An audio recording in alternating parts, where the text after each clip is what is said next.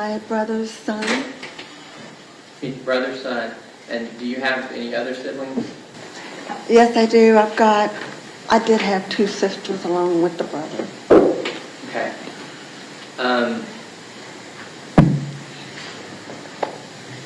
And who raised you and your siblings?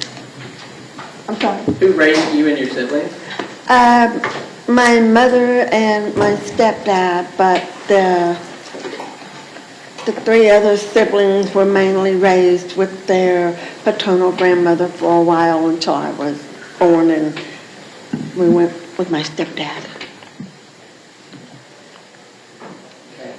And why were they with your maternal? With the paternal? Maternal. My mother was an alcoholic, and she just didn't want them. The only thing I can think of. And when did your siblings end up leaving home?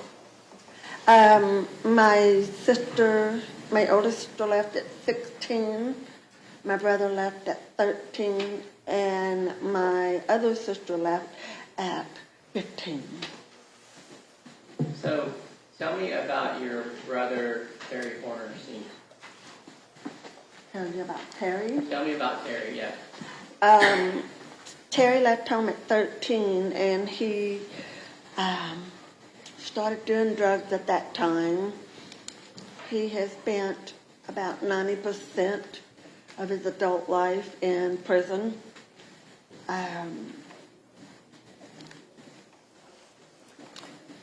He molested me when I was younger. He threatened to kill me 3 different times, and he was not a very nice person. He beat my mother and stole money from her as well. Did he ever steal from other family members? Yes, from what I understand, he's stolen from both of my sisters. My ex-father-in-law was nice enough to give Terry a job, and he repaid him by coming back into the building that night and stealing all of the money and weapons that was in the building.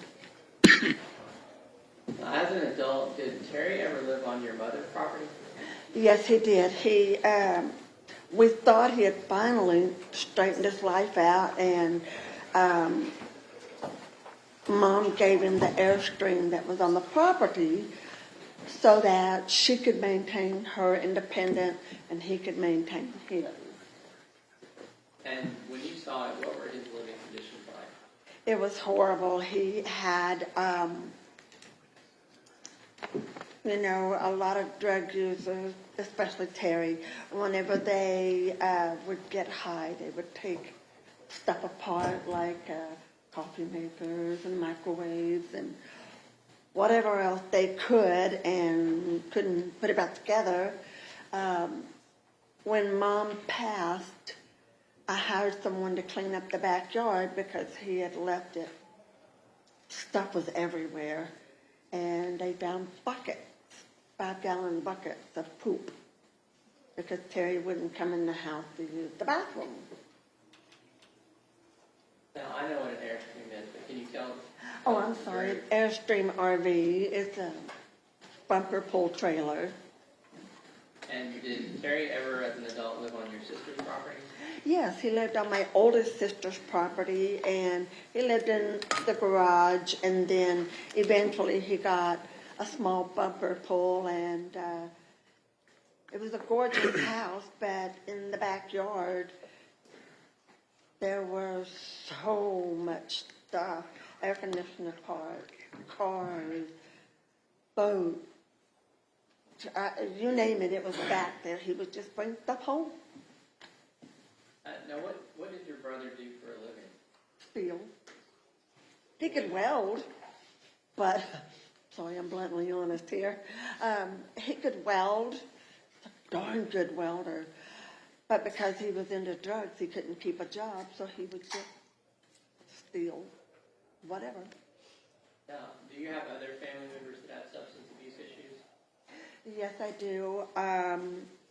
My oldest sister was prescription drugs My mother was a prescription drug.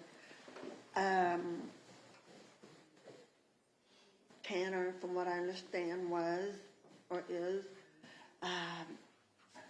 We've got other nephews from my oldest sister.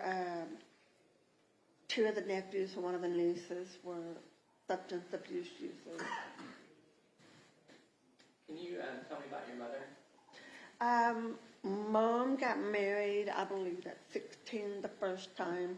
She had 3 children by her first husband. And she got a divorce, and the 3 children, she dropped them off at Edna Gladney Adoption. Didn't tell anybody she did that. And she married my dad. They were together 18 months. I think I was an oops. And when she was a barmaid most of her life, and she worked dry cleaning. And she was, like I said, an alcoholic. I was born early. Looking back, I'm pretty sure a lot of my problems are due to her being an alcoholic. Whenever she married her 3rd husband, the 3 children that she dropped off at Edna Gladney, their paternal grandmother found out about them, went and picked them up, and she raised them for a while in Pentecostal church. Their beds were church pews, from what I understand. And she got them all back. And was your mother ever abusive towards the children, you and your siblings? she was emotionally and verbally abusive to all 4 of us. If the 4 of us was getting along as adults, she had to pit one against the other. And there would be so much drama. I eventually, whenever my mother passed, I cut ties with all of them. I don't do drugs. I have an occasional drink. I can't stand drama. It will, yeah. Did your mother suffer from mental illness? Yes, she did. She was bipolar. She had severe anxiety. She had depression, and doing the alcohol and mixing all of her prescription with all of that was not really a good thing. What about other members of the Horner family? Are you aware of any mental illness? I'm not entirely sure. My oldest sister, I do believe she had some because of the way that she would do the prescription drugs. She wouldn't take her heart medicine or her diabetes medicine. Well, she liked that Xanax. She would melt it in a spoon of water and take it that way. What about when Terry and Melissa Horner were together? Were you around then? I was around. I didn't see them much. I think I saw them together maybe 5 times. I saw Tanner probably 3 times in his life, if not 4. And what was Terry like around that time? Stoned all the time. Him and Melissa both were always stoned. So the house was horrible. There was trash everywhere. It seemed like wherever Terry went, he had to bring a bunch of junk. There was a bunch of trash. I don't know how people live in that. And do you know how they met? Terry met Melissa in a strip joint, from what I understand. And do you know where they were working at that time? Was Terry working there? I honestly honestly don't know. Okay.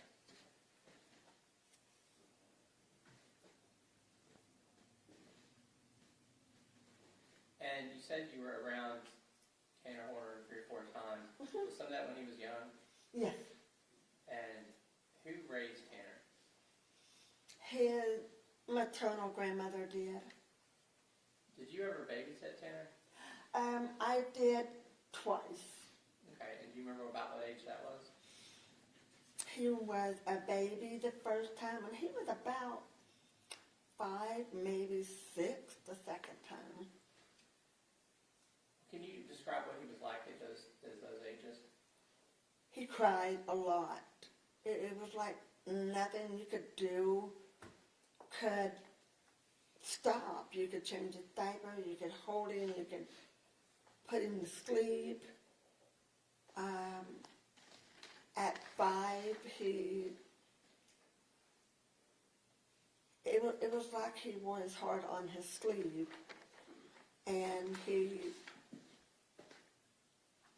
saying that, you could go, don't do that, and he would just cry.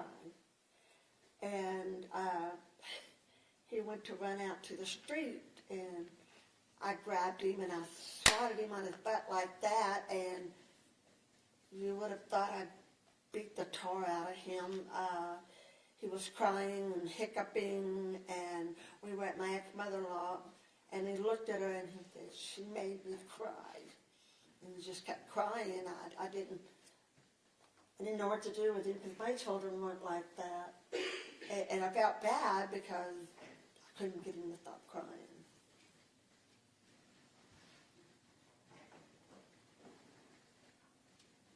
Did you get was he? So you're saying he cried a lot. You're saying that compared to other children. Yeah. What about talking? Did he talk a lot? No. Have you seen him as an adult? I seen him one time. My brother said, "Hey Kim, this is Tanner," and I was like, I wouldn't recognize him if I saw him on the street. That's how often we saw each other. But I mean, that was the whole conversation. Did he stop by your house or your mother's house one time with us or something? Yes, he had a camper at my mother's house, and I thought it was another item that my brother drug up. And Mom wanted all of this stuff cleaned out of the backyard. She wanted that camper gone. My brother said that it was only going to be there for a week, and it'd been there for like, I don't know how long, 4 or 5 months. I don't know. I didn't know it was Tanner's. So I was acting on my mom's behalf, and I started looking for people on the phone to come and pull this camper out. And I had it hauled off. I told the guy, I don't want any money. Mom wants it gone, just make it go.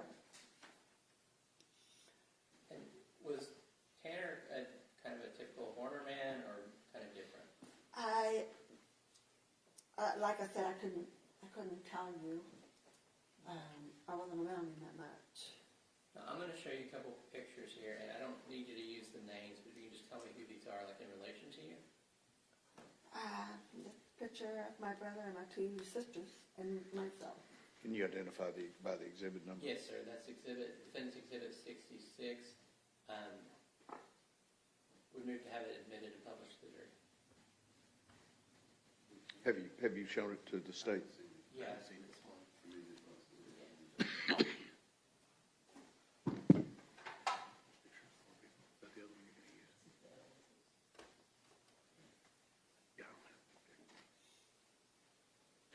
So you offer state Defense 66? Exhibit 66, Your Honor. Okay. Any objection? Judge, if he wants to admit 67 as well, no objection to that either. Yes, please. Let me You move to admit identify. 67? I will, sir, as soon as she identifies that. Do you recognize the people in that? Yeah, it's Tanner and my brother with a woman who has another child by him, and the 4 of us. Defense 66 and 67 are admitted. Your Honor, I will move to publish these and then I will pass those. Okay.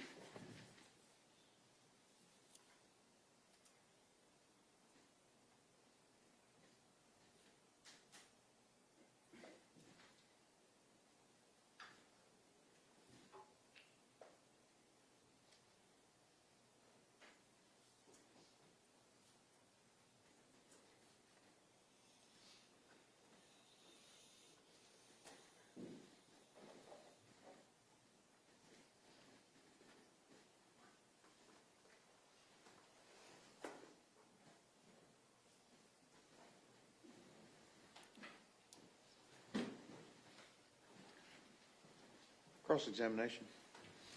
Yes, come on. Yes, please. Just make sure you stand so that the jury can see her. Ma'am, my name is James Stanton. I don't think you and I have met before, have we? No, sir. Can you hear me? Are we good? Yes, sir. Okay.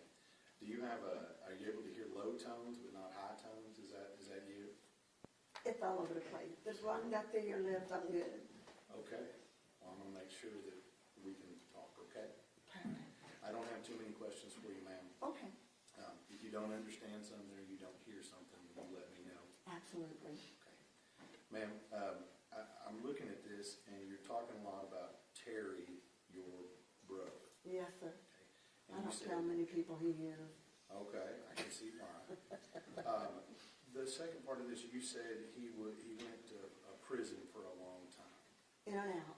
in and out, and that was for drugs, right? It was for a number of things. It was for theft, drugs. I believe his first wife, he was out on parole probation, I get that mixed up, and he beat her up and he went back to prison. Okay. I didn't hear you say he had any sexual type offenses in there. Is it just drugs? He molested me, Right. yes. But other than what he. But he did not go to prison, jail for that, no. He didn't go to jail for that? No. Okay. I'm just trying to get a clearer picture. Understandable. And the second thing is, you said that the extent of your knowledge on the defendant, Turner, came from the 3 times you saw him in his life, is that right? Yes, sir. And once when he was a baby, Yes, sir. once when he was 5, Yes, sir. and then a tiny brief conversation when he He was was how old? grown. I don't know how old he was, I'll be honest. He was grown. And that's the extent of your knowledge Yes, sir. on the defendant. Yes, sir. Now, ma'am, or let me just ask you while we're up here, I'm not trying to be rude. Are you a felon? Am I what? Are you a felon? in No, sir, I'm prison? not. And I think you said you don't do drugs. No, sir, I do not. You don't, okay. Now, I noticed the defense asked you a lot about your family history. Yes, sir. And in your family history, it sounds like you had a pretty rough upbringing, is that right? Yes, sir. And I'm not gonna ask you any details of that whatsoever, okay? I'm an open book. Well, we appreciate that, but I'm still not gonna ask you. Okay. But it sounds like you had a pretty rough upbringing, Yes, sir. and including some form of inappropriate activity at the hands of your brother, Yes, sir. and being around your brother doing drugs, Yes, sir. right? And apparently being around your mom when he's doing all this stuff as well, Yes, sir. right? But in your life, you don't do drugs, No, sir. and you never killed anybody, have you? No, sir. And you've never sexually assaulted or molested anybody, have you? No, sir. That's what it is. Redirect. Nothing further, Your Honor. May this witness be excused subject to any potential recall? Yes, Your Honor. Thank you, ma'am. Can I take it? Okay. Take her back there. Who do you have next?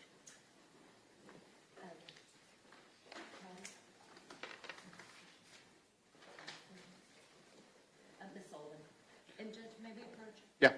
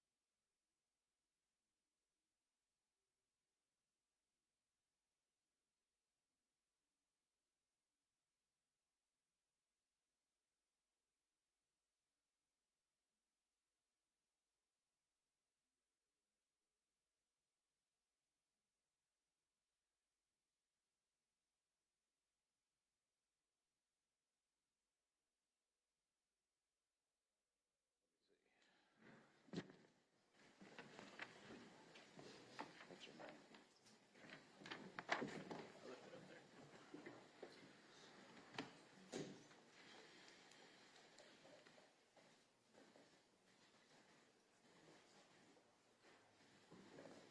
Good morning. You would raise your right hand for me. Solemnly swear or affirm testimony given this cause to be the truth, whole truth, and nothing but the true self of God. Okay, have a seat right here. There's a rule of evidence in effect. It says you cannot be in court unless you're testifying, and once you have testified, don't discuss your testimony with anybody else, okay? Gonna need for you to speak up. Yes, sir. Very good, okay. Ms. Anderson. Miss Sullivan, how are you? Hi. I'm all right. How are you? I'm doing well. Are you a little nervous about being here? Yes. Have you ever testified before? No. Ever been involved with anything like this before? Not to this. We are not going to refer to you by your first and last name. And just for your comfort, we have made sure that your face has been blurred out by the cameras, okay? Thank you. Ms. Sullivan, how do you know Tanner Horner? He is my second cousin. How does that work? He My now fall in the family tree. father's sister, Jackie, she's my aunt, and then his mother is my cousin, Melissa, and then Tanner would be her son. You had mentioned Tanner's mother. How do you know her? You said she was your She's my cousin? first cousin. Did you ever, did you know Tanner as a child? As a baby and a toddler, I babysat him. For how long did you babysit? It was a few months, different periods. Like, it was during the summer when I was around 10, and then the next summer when I was around 11. But then after that, I no longer babysat him. I understand that you babysat Tanner, but did Melissa ever babysit? Yes, she used to babysit us when we were younger for my dad, yeah. So it sounds like a circle. Mm-hmm, yes. How was she as a babysitter? She was,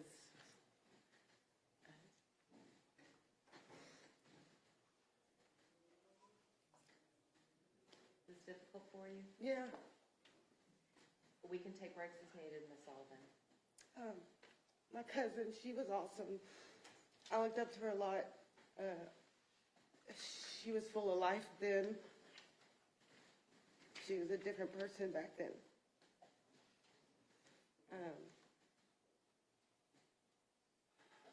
I met my best friend because of her. She just was full of life then, that's all I can say. She was a happy person then. Very different from the way she is today. I don't recognize her. How was Melissa as a babysitter? She was fun, exciting, loved it when she came over. She was probably one of my favorite babysitters, and we had a lot. She kept us busy. There was me and my 3 brothers, so she had her hands full. She liked to play Fly to the Moon, where she'd kick us off her feet. She would take us to the park. She'd walk us around the neighborhood. She just had so much energy.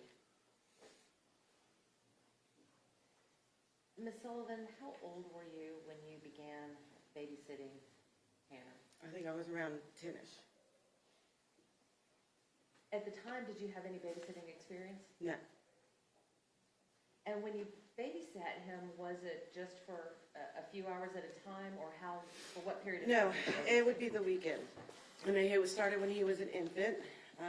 She had to teach me how to bottle feed him, change his diaper, things like that. I really didn't have a clue. But even the first weekend, she left me alone all weekend with an infant. And I'm going to stop you right there for a second. You're 10 years old, taking care of an infant. Yes, And you're alone for the weekend. yes. She worked all weekend. And you spent the night over there? Yes. Did she ever check in with you over the weekend? In the beginning, she would come home late at night or in the next morning. I would see her, and she would, feed us, show me what's going on for the day, what snacks, this and that. She would converse with me, and then she'd go on back to work. Yeah. It was late in the evening when she'd go to work. Oh, okay. Do you know where she was working? I knew it was a bar. Do you know what kind of bar it was? I did not know at the time. Did you find it odd that as a 10-year-old you were being asked to take care of an infant? Yes, it was very odd, but I also felt like, wow, she must think I'm pretty responsible, I didn't realize then, no, I really don't think I was. So your perception today is a little different Oh, yeah. than it was then? Oh, yeah. Okay. So, Ms. Sullivan, how often would you babysit Tanner? When it was the summertime, it was pretty regular every weekend. You said that you would spend the night over there. What was the neighborhood like where Ms. Horner lived at the It was time? usually apartments, and then she would always have that talk with me, because she would leave me money in case we wanted to go to the corner store and get things, and she would tell me, this isn't the safest neighborhood. You need to be careful. You need to watch your back. You need to be careful if you're going to go. She's like, I'd just rather you not go, but I understand if you want to get out and if you want to take Tanner to the park, just please be careful. And I always would. I'd be really careful. I'd always be really nervous. you know, the community was very scary. When Miss Horner would leave you for the weekend, would she leave you everything that you needed to take care of Tanner for the weekend? Yes, and then some. And then some? What do you mean by and then some? Well, the following summer, he was more crawling around, potty trained. I would start a babysitting again for her, and this time around, I had already been dabbling with. Well, we'll get to that in a minute. Okay. But did she leave you a well-stocked kitchen? Yes. Okay, so. Snacks, food, drinks, you know, instructions. She would leave numbers on the fridge for me to get in contact with anybody and everybody, including her. Yeah. So basically, everything that a loving parent would leave for their child. Yes. When you babysat with Tanner over those weekends, did you know if it was, when you first got there, if it was going to be for the night or for the weekend? No, I knew it was for the weekend. What kinds of things would y'all do together, you and Tanner? Watch cartoons, play, eat, walk to the park, go to the store, lounge around. Now, you talked about what Miss Horner was like when she was babysitting you. What was she like when you were babysitting Tanner? I'm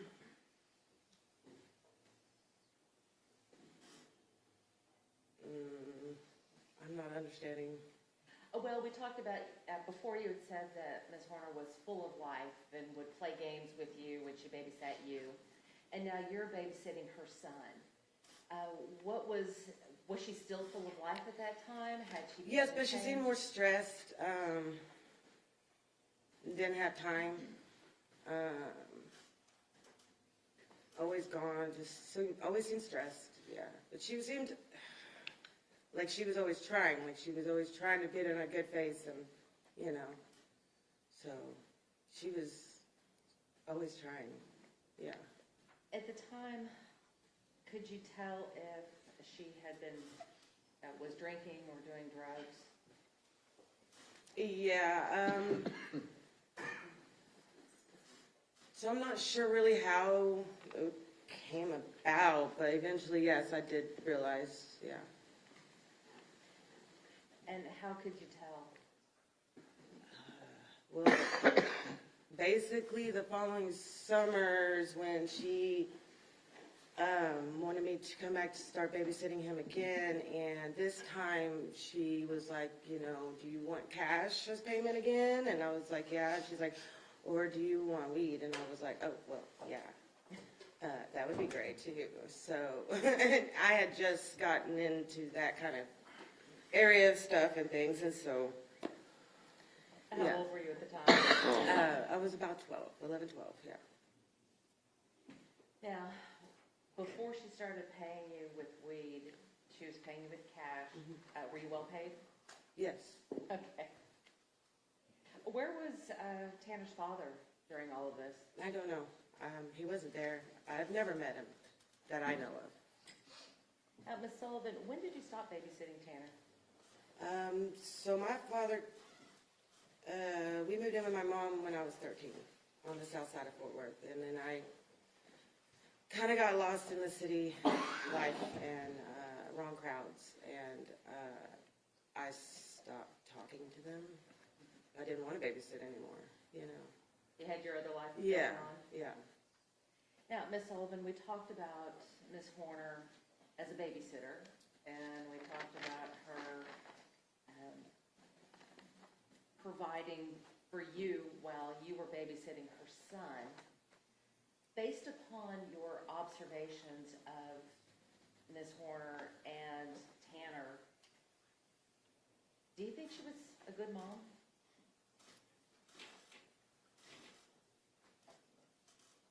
At the time, you mean?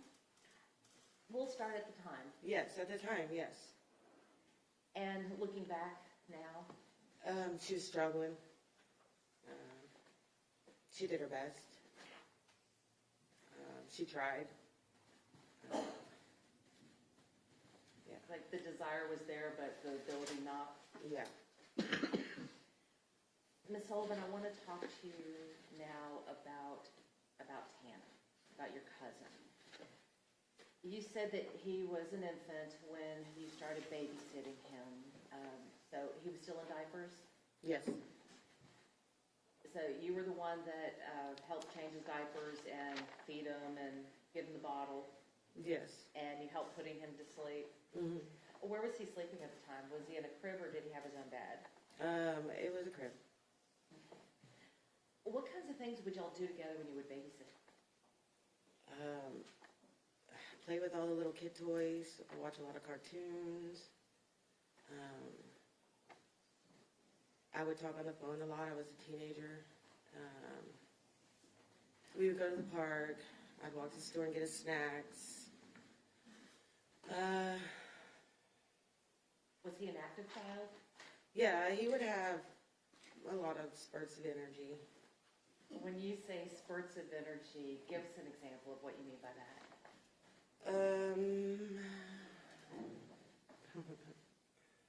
Like, it's hard to explain. So my brother has ADHD, and he would get extremely hyper and excited. It was kind of like that, but as a little infant, if that makes, like a toddler, if that makes sense. But he would run around fast, speeding through, you know, and it's just a kid to me, you know. A lot of energy. Mhm. All right. Did you have to keep a close eye on him? Yes. Would he ever get into things? Yes. What kinds of things would he get into? I remember a big part of it was the coins we had to keep up, put away from him. It was like a piggy bank. He would eat a lot of coins. He would what? Eat a lot of coins, change, and then he'd poop them out. And I just remember a bunch being in the bottom of the toilet every time I'd wipe his butt. And I always thought that was strange, and Melissa would always be like, keep the change put away. We have to keep the change up. So how old was he at the time? And he was able to run around, like crawl around, run around, walk around. All right, so you had to keep the coins put away because Tanner would eat them, Yeah, almost like an obsession. and after he ate them, he would poop them out? Yes. Would he ever try to grab them after he had pooped them out? I do not recall that, but yeah, I don't recall. How often did this happen?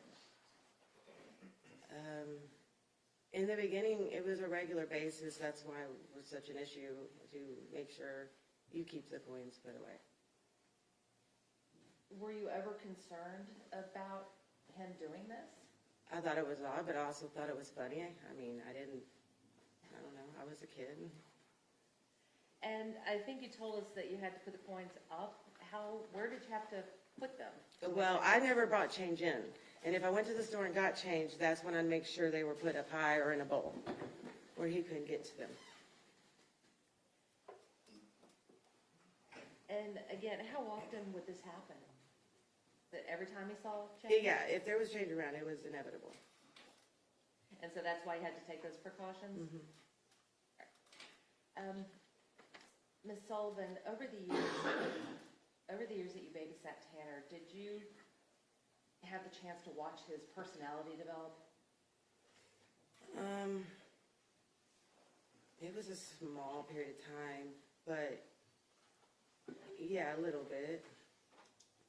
And at some point, did you ever begin to think that he was just a little different from the other kids? I kind of always thought he was a little different, but being so young, I just thought he was a kid. And now being older? Now being older, I look back and I realize he was a little different. Why do you say he was a little different? He would have real high highs and real low lows, and sometimes he would just be in the corner by himself, and I wouldn't really know why. And, you know, now that I'm older and a parent, I look back, I'm like, oh, well, maybe he was pooping in his diaper. But at that time, everything, it was just such an extreme. He would be going and running and hyper, and then all of a sudden quiet. And I'd go in there and he's just sitting in the corner. What was he doing in the corner? Nothing. Was he facing the corner, or was he facing out into the room? Usually he was facing the corner. So he would put himself in timeout? Kinda, yeah. You had mentioned the word extreme. What did you mean when you said that he would have extreme highs and extreme lows? Sometimes he'd get so hyper, it'd almost be aggressive. Like, he just, or his fits would be a little aggressive, more than I would think that it was necessary. When you say aggressive, are you talking about aggressive towards you? Yeah, just in general in fit throwing, like, Did he ever try to hit you? There may have been an occasion, but it was usually with fit throwing. It wasn't like he was intentionally hitting me, you know. Were you afraid that he was going to hit you or kick you intentionally? It wasn't a concern of mine because he was so little. At any time when he had these fits, could you tell what the cause of them were? Usually just not getting his way, or particular snack or show. The real high energy just would come out of nowhere, you know. When he had the fits, were you ever able, or were you able to calm him down? Yes, it would take a while. What would you do to calm him down? Sometimes I try to hold him. He didn't like that. I would try to direct his attention to something more fun, or just try to distract him. Were you ever at a point where you couldn't control him and had to call his mom?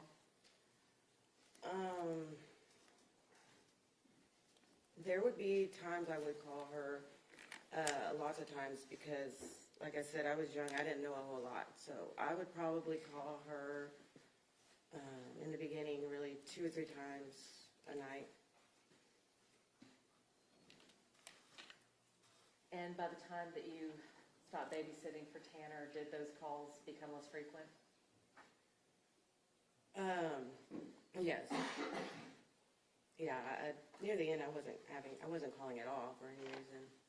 And that was usually when I wouldn't see her the whole weekend. Like I said, in the beginning, she would come home late at night or the next morning, checking on us. But then the following summer, as I was older and he was a little older, and we kind of got a little more routine, you know, it was easier. Oh, Ms. Sullivan, you previously talked about some of the things that you would do while you babysat Tanner. When you were there, did you play with him more often, or did he play by himself more often? I would say he played with himself more often. Could you tell, based upon your observations, if that was his choice? Usually, yes. What would he play when he was by himself? What was he doing? I don't recall. That's fine if you don't. When he was playing by himself, did he seem to enjoy being by himself? I don't know about enjoyed, but content. Did you ever try to distract him and get his attention to maybe come back and play with you? Yes. Were you able to do that?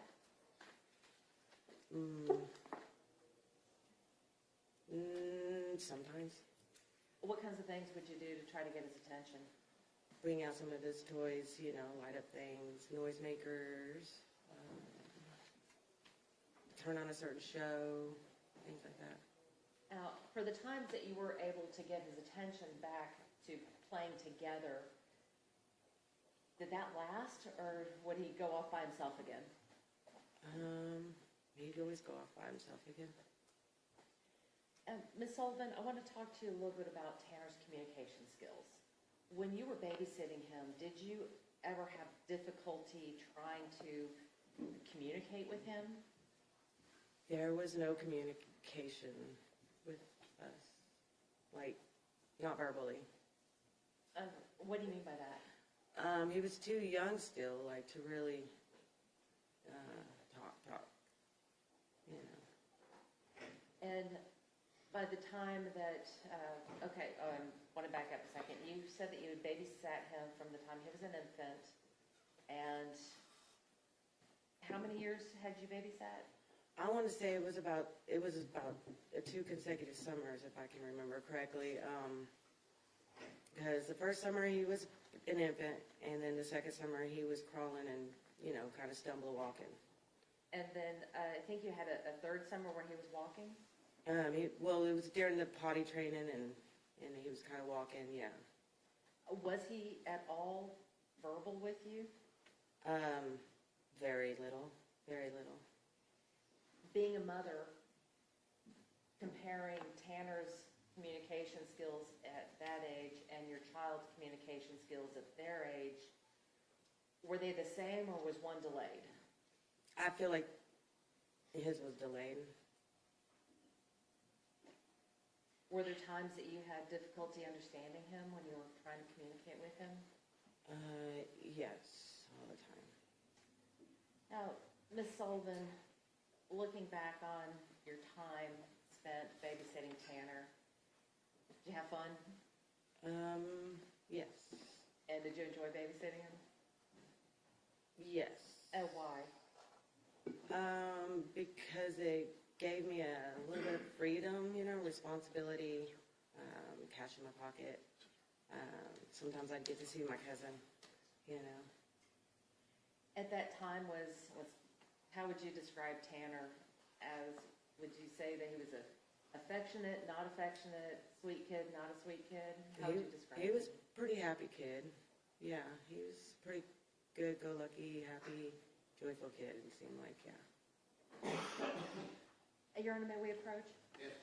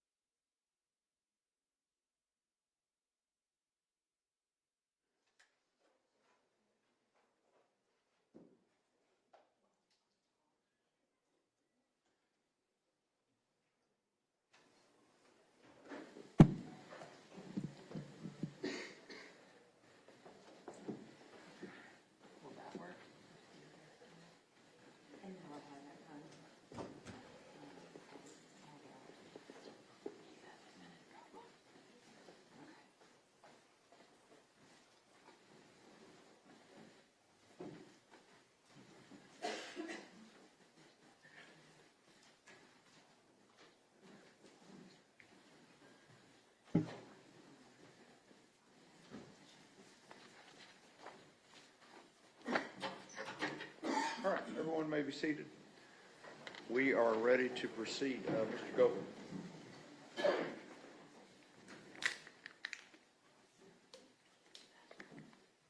Oh, I'm sorry, Your Honor, I passed I'm the sorry, witness. Miss Amy. I'm sorry.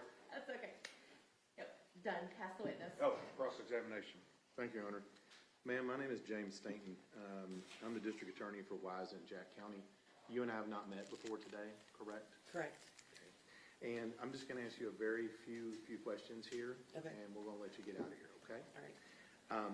The last time you would have seen the defendant, Tanner Horner, would have been 1992? Yeah, I would. You want me to think of years? Hold on.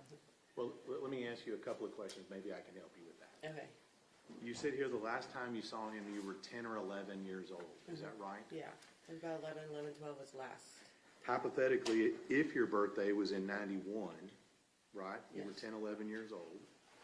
And the last time you would have seen him, that would have been, excuse me, if your birthday was 81, you would have 81. seen him in 92 or 93. Yeah, yeah, Is that accurate? that's about accurate, yes, sir. So that's the last time you physically laid eyes on him was in 1993? Yes, sir.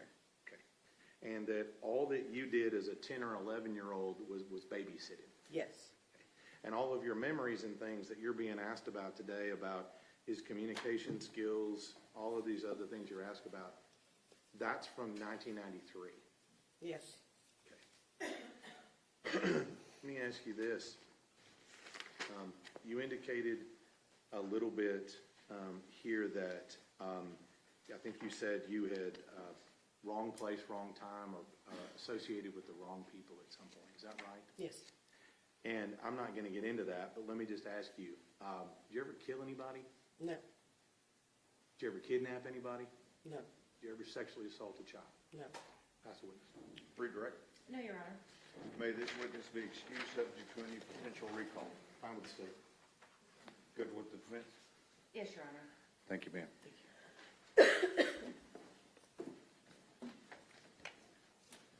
Who do you have next? Your Honor, Dr. Speck. Come up, please, sir.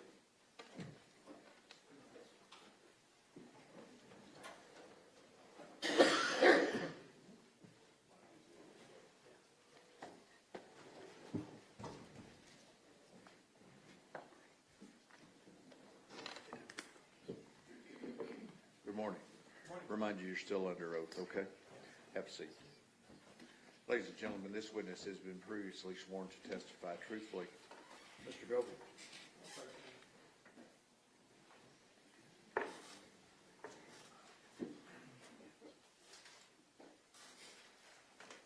Dr. Speck, I'm going to go ahead and hand you Defense Exhibit 48 and Defense Exhibit 68. Okay. And let me see if you can identify both of those. Yes. Mr. Goble, I don't know if he's been actually introduced to the jury. Go ahead and introduce yourself to the jury. Sure. So my name's Dr. Aaron Specht. I'm an assistant professor at Purdue University with an expertise in exposure assessment and environmental health. Now we've got Yes, one is my CV, and I haven't seen it printed out before. One is a report I produced for this case. Okay, those appear to be true and accurate copies of both of those documents. Yes. Now we've moved to admit both, what were those numbers, 48 and, What are the 48. exhibit numbers, Doctor? 48 on my CV and 68 on the report. Any objection? No objection, Joe. Defense Exhibit 48 and Defense Exhibit 68 are admitted. so now my first question will state your name. So you said your area of expertise is medical, physics, and environmental health? Yes, medical physics, environmental health, and exposure assessment. Yeah. Let's back up and go through your education, please. Okay. So I got my bachelor's degree from Purdue University in physics, and I did my PhD in medical physics in the School of Health Sciences at Purdue University. And then I did a postdoc training at Harvard T.H. John School of Public Health in environmental health and epidemiology. And what are your areas of research? My areas of research focus on designing instrumentation to allow us to do environmental measures easier, so looking for environmental contaminants, then applying that into different studies, epidemiological studies, looking at potential health effects associated with those environmental contaminants, and looking at the toxicokinetics and the toxicological features associated with those environmental contaminants, which is essentially just how they go through the body and how they interact. Okay, hang on. You Sorry. talk real fast. Sorry about that. All right, I'll slow it down a bit. thank you. Go ahead. May also need the microphone. Okay. Yeah, pull that closer to you. Is it this one or this That one? That one. Okay. And does that include research on X-ray fluorescence? Yeah, so a lot of the instrumentation that I end up developing is focused primarily on X-ray fluorescence work. And so I can explain what X-ray fluorescence kind of is. Let's come back to that in a minute Okay. and just get through the basics first. Okay. The qualifications part that we always have to walk through. So let's go to what are your academic appointments right now? So my main appointment is at Purdue University, where I'm an assistant professor. I have an appointment at the Harvard T.H. John School of Public Health. I'm a visiting scientist there, and I'm also the director of their trace metals lab. So that just means there's a bunch of people who ask questions about metals, and they don't know all that much about it themselves, so they reach out to us, and we guide them through designing the study or which measurements to make, any number of questions. And have you published any peer-reviewed articles? Yes, I've published about 70 different peer-reviewed articles. So a peer-reviewed article is something where I design a study and I write it up, and then I'll send it out to a journal who will send it to anonymous reviewers from the scientific community who will then judge what the merit of it is in the context of my scientific field. And then it can get accepted or rejected based off their feedback. And generally what topics do you cover in your published articles? So it's the same kind of topics that I do most of my research on. Environmental health, exposure assessment, designing these instruments, all of that. And have you been asked to be a peer reviewer for any journals in your field? Oh yeah, more than a dozen. And are you a member of any professional societies or scholarly organizations? Yes, so I am a member of the Society of Toxicology, and I'm actually the vice president for the metals specialty section as part of that. I'm a member of the International Society for Trace Element Research in Humans, and I'm the secretary for the society there. I'm also a member of the Health Physics Society, the International Society for Environmental Epidemiology, and the International Society of Exposure Science. And have you received any fellowships, research grants, awards, or things like that? Yeah, so I have funding from the National Institutes of Health. I have some foundation funding.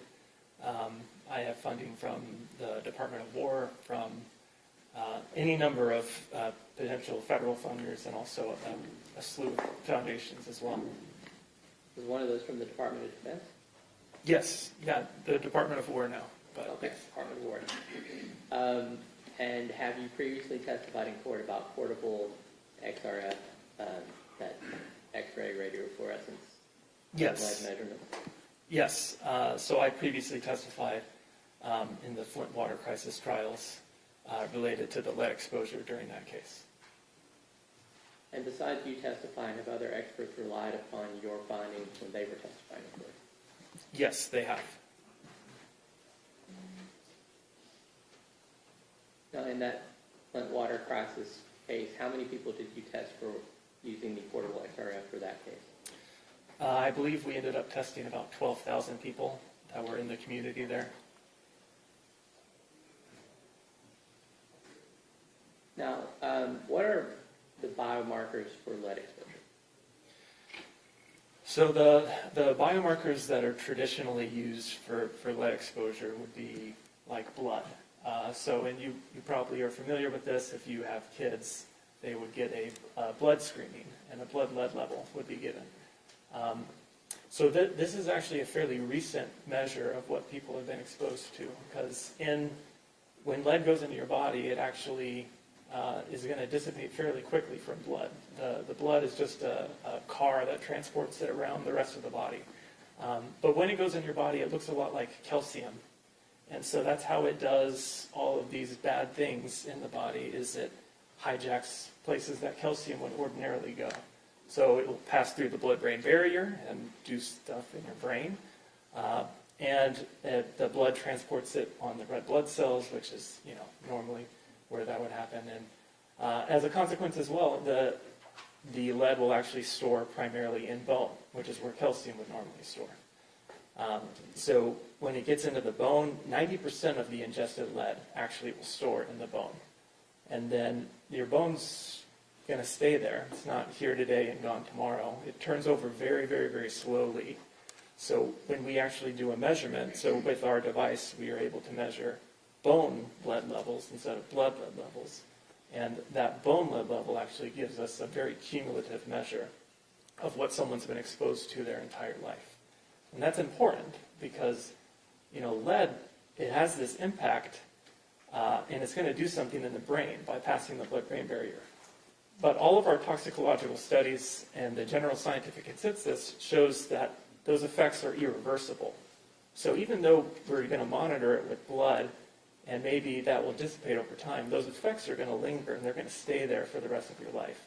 So when we are able to do a cumulative measure of what someone's been exposed to, that is a more effective measure of what the potential health outcomes are associated with that level of exposure. So how long would that exposure be detectable in the blood? In the blood, it normally dissipates fairly quickly within a couple weeks. So the half-life is about 30 days. So that means if you were exposed to something 30 days ago and we measured it today, half of it would still be present in the blood. The equivalent then for bone lead would be 30 years. So if you were exposed to something 30 years ago and we measured it today, half of it would still be present in your bone. So you mentioned, for the blood testing, one way to do it. How do you test for lead in blood? You can do it a couple different ways. They're really technical analytical chemistry techniques. So one is inductive coupled plasma mass spectrometry, which essentially you digest the blood and you send it through a plasma flame, and then it goes through this magnetic quadrupole system, and it looks for mass to charge ratios, and it identifies a given isotope of lead. The other one, which is much more commonly used because it's much cheaper, is anodic stripping voltammetry, which is, they have these little kits. They call them the lead care kits, and you can drop a piece of blood onto it and then stick it in, and it'll give you a result in about 5 minutes. And those are typically used by health departments when they do your kids' screening. That's what they'll use. So what about bone testing for lead? How's that done? Bone testing for lead is always done using X-ray fluorescence. The alternative is we do a bone biopsy. But with the X-ray fluorescence, we can do it non-invasively. So what we do is we have some kind of X-ray source, and we put that on the shin bone. And what it's going to do is it's going to send little X-rays into the bone. And each of those is going to interact on an atom-by-atom basis and make those atoms give off signals that are specific to whatever elements they are. And one of those elements happens to be lead, and we can go back and track it, so see how much lead is there, and then relate that to a concentration based off some normalizations we do for the particular physiology of a given person. So you're talking about one of the elements. What are some of the other elements you might look for with that same technology? We can look at iron and zinc and some other toxic elements like mercury, arsenic, and cadmium. And when was that technology developed? So we originally started doing these bone lead tests back in the 1970s. And this technology has iterated over time, and we've gotten pretty good at it. since the 1970s. We used these old devices with a radioisotope source, and we got this radioisotope source from a cyclotron that was, we had some sources in the U.S. originally, but right now the only cyclotron was based in Russia, so we can't get that one anymore. But the device itself was about 200 pounds. It used liquid nitrogen cooling for a high pure germanium detector, and it took about 30 minutes to do a measurement. And what about the portable XRF? Yeah, so the current device we use is not 200 pounds. It's about 5 pounds. It looks a lot like a barcode scanner. And you can do the same kind of thing. You hold it up to the middle of the shin bone, and you're able to actually determine the elemental content of that bone. And so it's using an X-ray tube source rather than a radioisotope source. And now instead of having that huge 200 pounds of liquid nitrogen, we use a thermoelectric cooler, which is much more compact. Your Honor, unless there's an objection, I'm just going to put my demonstrators up. Any objection? No, Your Honor. Okay.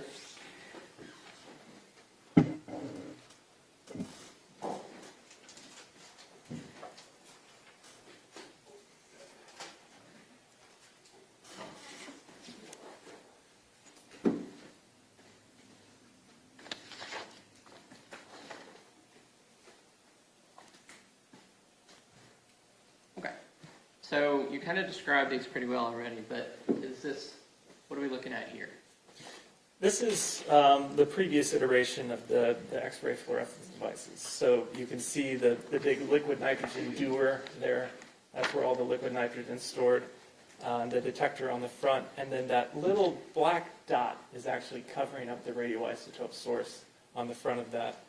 And these took about, again, 30-minute measurements. We used these pretty extensively in the 90s and early 2000s with a whole bunch of different cohort studies of lead.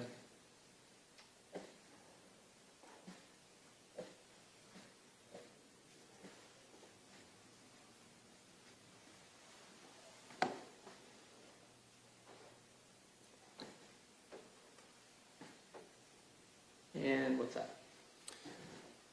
So this is the portable XRF, the one that I use now to do bone lead measurements, and we've used it for the past 15 years or so to do that. It takes about 3 minutes to do the measurement rather than 30 minutes. Again, it has the X-ray tube source, and it's battery operated, so I can take it with me and go into the field and do measurements that way. And do you know which model that is? That's a Thermo Fisher XL3T Gold D Plus model. Is this commercially available?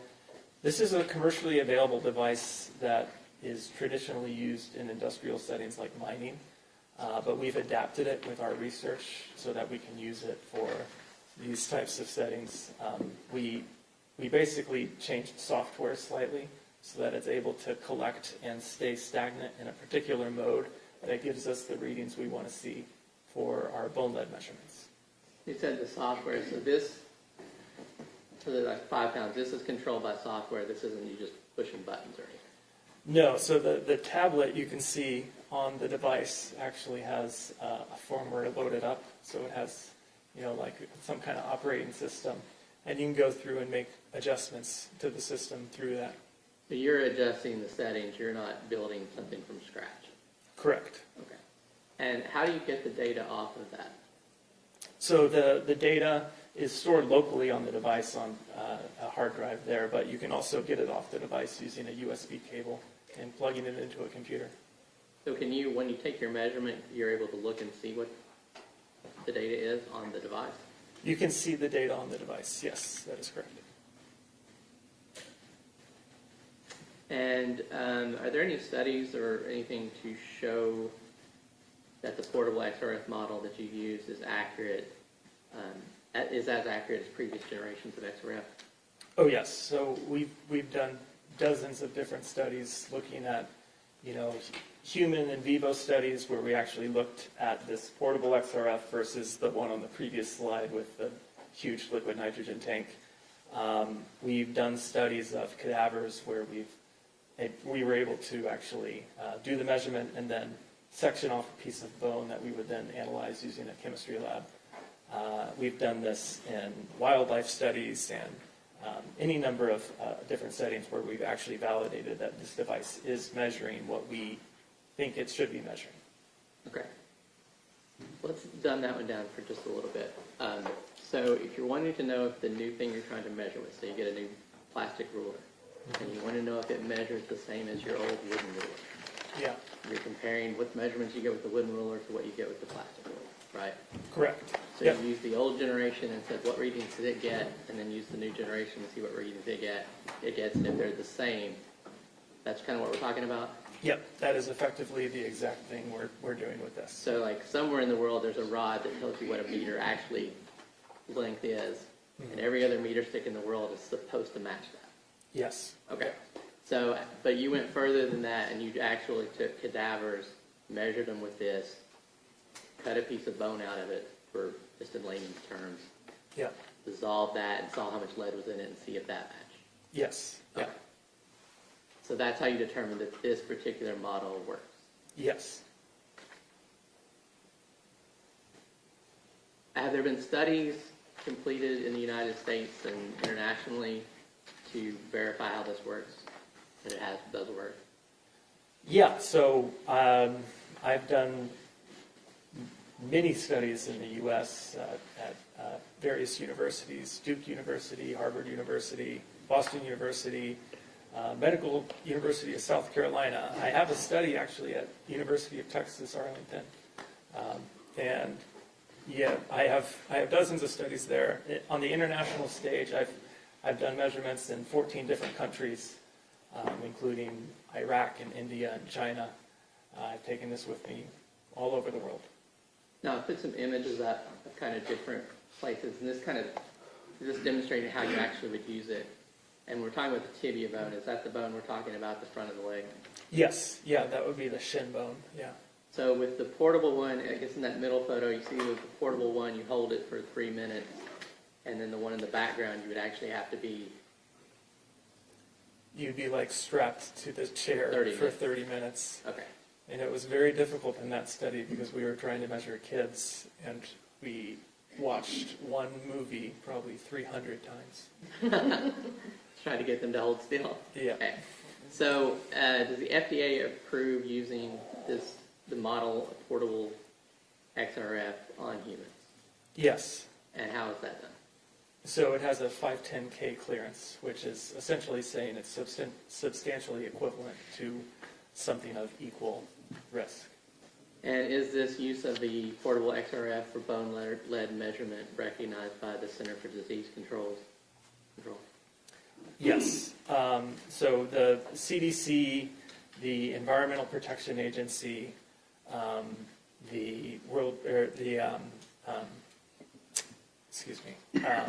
NIH, they all recognize this technology. And actually, I was a subject matter expert and a reviewer for the Integrated Science Assessment of Lead, which is this huge EPA 2,000-page document that goes through all of the potential impacts of lead in the body, but also, importantly, the exposure assessment. And my role was to look at the toxicology and also measurements of bone. Now, are you aware of other institutions that are using the same model, XRF, to do bone lead measurement in humans? Yes, so I've listed some off before, but Duke, Harvard, Boston University, Johns Hopkins is using it for humans. These are all just for humans too. Medical University, South Carolina, Purdue University, Indiana University. Yeah, I'm forgetting probably a dozen, but. Can you give me an approximate number how many bone lead measurements have been completed with your device? With our device alone, probably more than 60,000 measurements have been completed on humans. And did you examine Tanner Horner? I did. Did you review any records in preparation for that examination? In preparation for the examination, I did not. Okay. Have you reviewed any records that would reveal potential sources of lead exposure for Tanner? I believe I saw something that he had some lead paint exposure potentially. And then I heard the testimony this morning about him eating coins. That's problematic for lead exposure. Well, let's go ahead and skip to that, and can tell me about how people get exposed to lead. Normally, people get exposed to lead through a variety of routes. You can have inhalation, ingestion, or absorption. So primarily inhalation and ingestion being the principal sources of potential exposure. If you think back into the 90s when we had lead in gasoline, we were all exposed to a lot of inhalation sources of lead as everyone was driving cars around that was putting it in the air. I'd say nowadays most of the higher sources of lead are from lead paint or ingesting lead as a kid. And again, this kind of goes hand in hand with the toxicology of it. So when a younger kid gets exposed to an amount of lead, they actually have a greater percentage of having that actually taken up in the body. So the coins went through his body, and maybe some of it came off, but most of it hopefully went through the rest of his body. But that some of it that came off was taken up in the body very, very easily because of his age, versus an adult who would have probably half the amount would actually get taken up in the body. And that goes with a lot of things, and nutritional needs and whatnot, as a growing kid.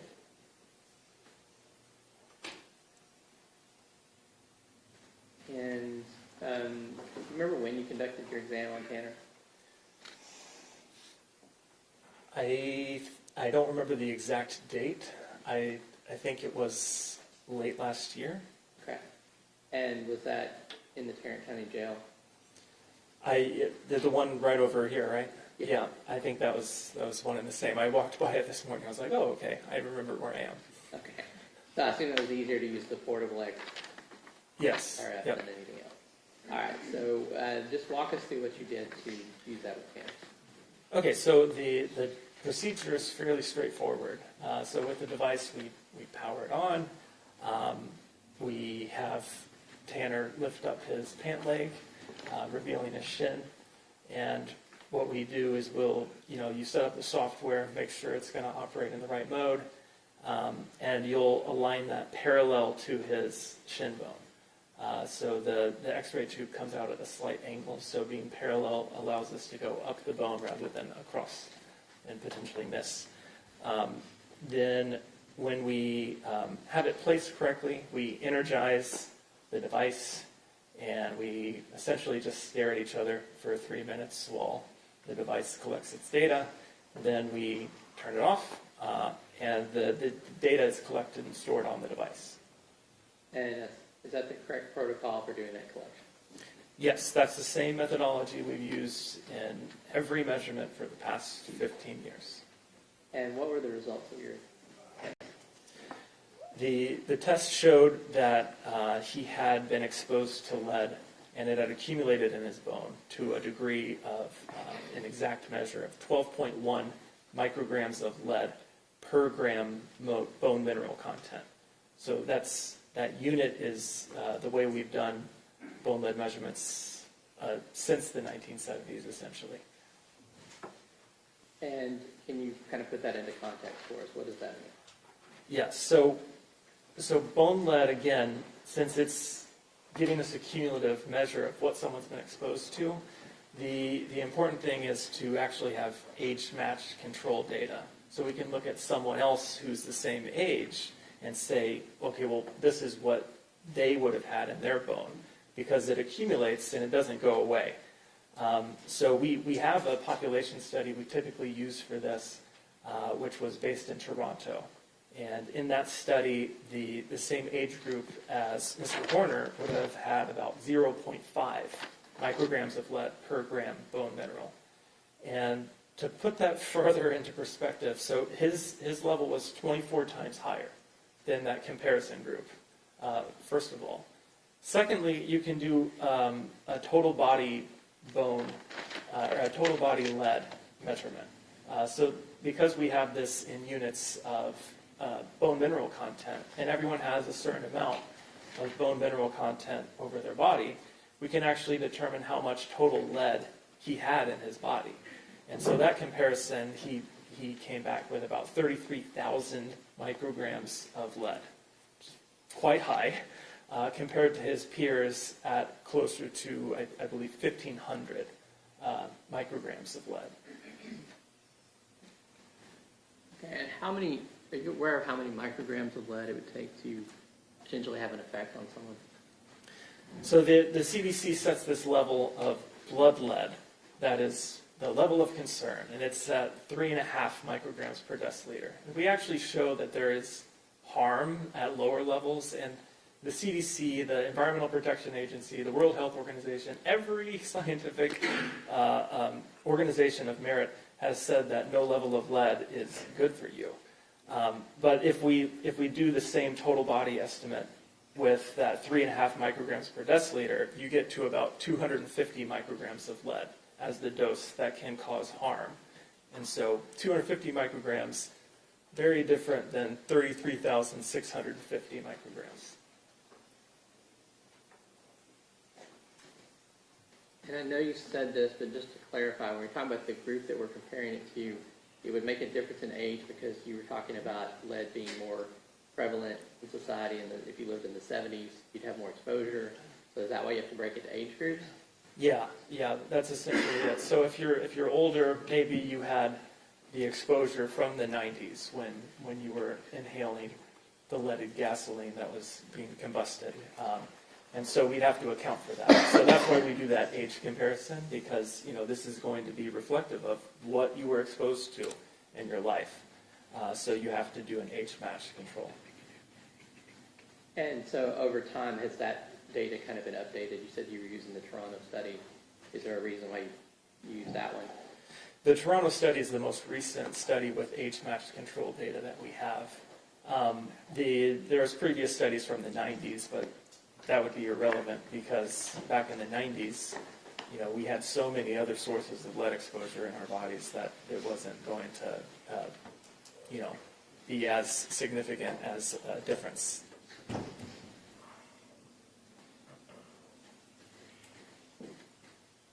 And so, to summarize, what is your opinion to a reasonable degree of scientific certainty? So my opinion is that Mr. Horner experienced a significant amount of lead exposure that would have impacted his health, and particularly his neurological health. I'll pass it on, Ms. Johnson. Cross-examination. Thank you, Your Honor. A couple of questions about, Dr. Specht, about this particular device that you're using. It's called a XL3T Gold, is that correct? Yes, that's And correct. it's made by Thermo Fisher, Yes. okay? And this particular device, and you said that you had some FDA, what was the number you used on the FDA? 510K. And what do you have from Thermo Fisher giving you authority or direction in using this on humans? So Thermo Fisher doesn't market the device for these types of tests. We actually do the modifications to the device to allow it to be able to be used on humans. So Thermo Fisher doesn't actually have the approvals needed to go through that process. So the manufacturer of this device does not approve this device for use on humans, is that correct? They only have it for the billions of dollars they make for mining and whatnot. I'm going to ask you again. They don't approve it for use on humans? They do not sell it for that purpose, no. Now, as we talked about this, you indicated that your final opinion is that Mr. Horner had a significant lead exposure. Is that correct? Yes, that's correct. And you talked about the coins being an issue, right? Yes. And as part of your review for this case, Can you point to anything in his medical records where he had some form of lead toxicity? I'm not a doctor, and I did not review his medical records. Right, but you've made some opinions here about people getting significant exposures and the results of those exposures, have you not? Yes. Okay. And with regard to that, if somebody has lead toxicity at some point, that's something that's going to be needed to be treated by a doctor, right? Not necessarily. So we have a couple treatments for high lead exposure. And primarily the one treatment we use often is called chelation treatment. And so this is really the only intervention we have when it comes to high levels of exposure. And so chelation essentially would go into the blood and it would pull out any amount of metals, just general metals though, it's not just lead. So they only use it in cases where there's really high exposures. But again, that focuses primarily on the blood. And you don't have anything that you can point to in Mr. Horner's history wherein he received any type of chelation treatment? No, I cannot. And you would have said that at some point he received I'm going to make a presumption here, you help me with this, a pretty high dose of lead at some point in his childhood, is that right? Yes, he would have had to have had some exposure to lead during his childhood to accrue this amount of cumulative lead dose. Now, you said some exposure. Now, I'm looking at your numbers here, and at 24 times higher, that doesn't seem to me to be just some exposure. That seems to be a pretty massive exposure. Yes, that would be a pretty massive exposure. Okay. And I know you're not a medical doctor, but a massive exposure like that, is that potentially lethal? If it was all at once, it could be, but the lethality associated with blood lead levels varies quite a lot by individual. So I've reviewed some cases before where individuals have had blood lead levels of greater than 100 micrograms per deciliter, and they still haven't passed away yet. Okay. So these numbers that we're talking about here, you said that his level is 12.1 micrograms, and what it should be is 0.5 micrograms. Is that right? Yes, that's correct. And that's where you get that 24 times or 2,400% number. Yes. Right. So one of my questions to you is at that level, how is it that Mr. Horner is still walking around and not having some effect from that? How is that possible? Well, I'm not claiming that he doesn't have any effect from it. He does have an effect from it. But at that level, at that massive a level that we're talking about, how is he still alive? So there's levels, there's scales to the amount of exposure needed.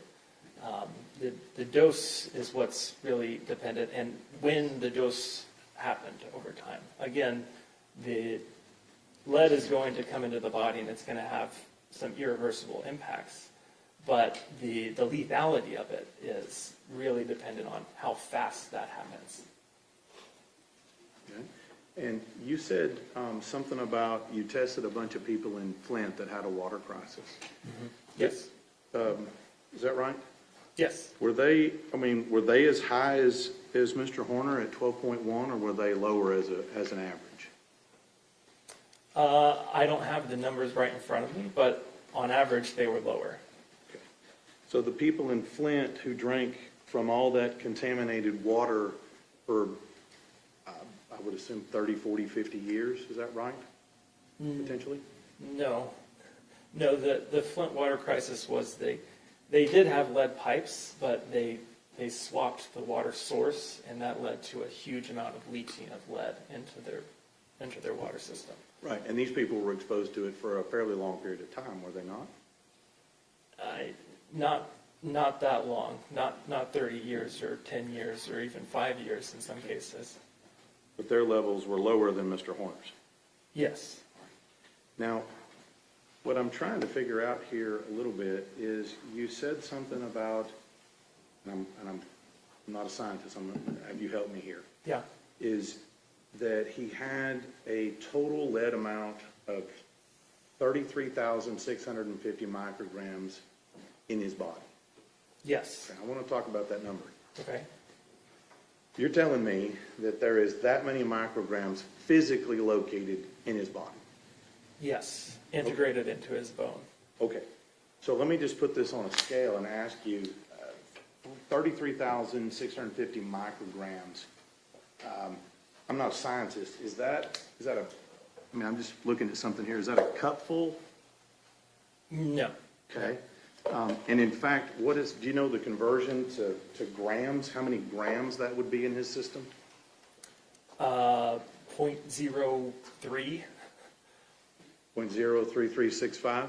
It'd be 33,000 times 1 e to the minus 6. So, I'm going to trust you on that. I don't know if I trust myself on that, but All right. So I guess my question is 0.03 grams. So if we were to extract it all out of his body, 0.03 grams, I mean, is it as much as this right here? Is that 0.03? How much is 0.03 grams? it doesn't seem like very much. But again, this is something, we ingest a lot of it, and maybe a lot of it's going to pass through our body. But this is stuff that's actually been incorporated into our body. And so it doesn't take all that much to cause harm. And in terms of the toxicology of this, we know, so this was actually just the bone content. But the bone content, you're not super worried about the bone content. In toxicological studies, we have shown that the bone is a good corollary for what is actually in the brain as well. So we can use this as a determining factor. Okay, well then his brain was exposed to this amount over some amount of time as well. And that's more impactful. Right. I'm just trying to figure this out. I'm trying to figure out how much is it. I mean, 0.03 grams, is that like a BB? Is that what we're talking about? That's the total amount? It could be on the same order, yeah. Okay, so something, we're talking in the entirety of his whole body, something like this. Yes, but it's actually incorporated into his body. And again, it's 24 times higher than what any one of his peer groups would have been exposed to.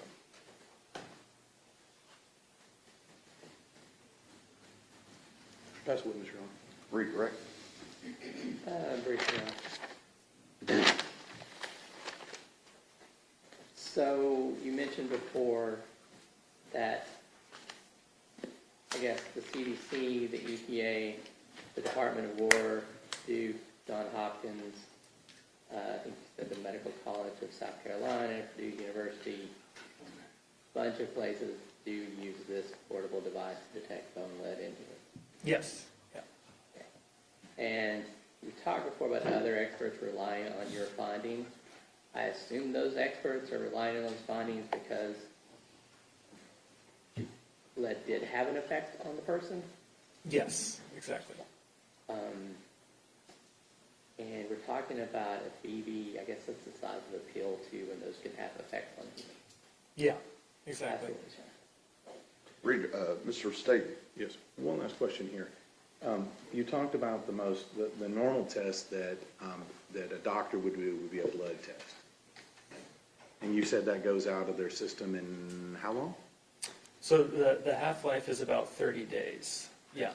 And they do the blood test, again, primarily because the only treatment available is acting in the blood. Right.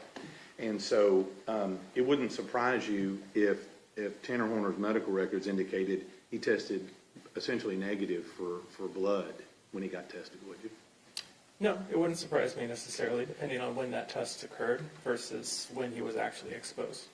But at this level, that what you're talking about here, this extreme level, this massive amount of lead, according to you, in his system, how is it possible that with this much lead, according to you, in his system, that he still tests zero? Well, I mean, it could easily have been, tested at very different time points in his life. So if you test blood lead level very recently and he was exposed when he was 2 or 3, then the blood test could come back effectively 0. And again, this is effectively 0 because even those blood tests aren't 100% accurate.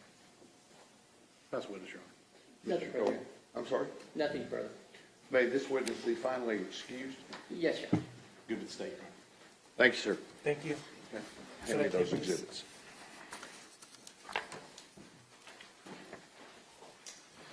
Okay, we're gonna get lunch on the way for you, okay? And so, enjoy it, and we'll see you back this afternoon, okay? All right?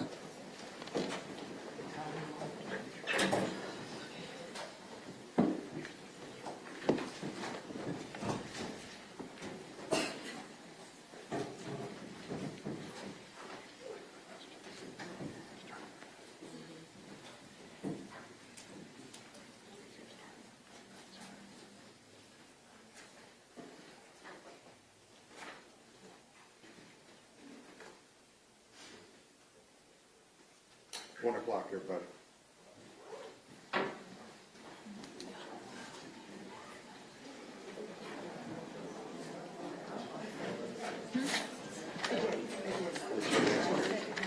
I mean, I couldn't ask him, but he's not going to go through. Judge,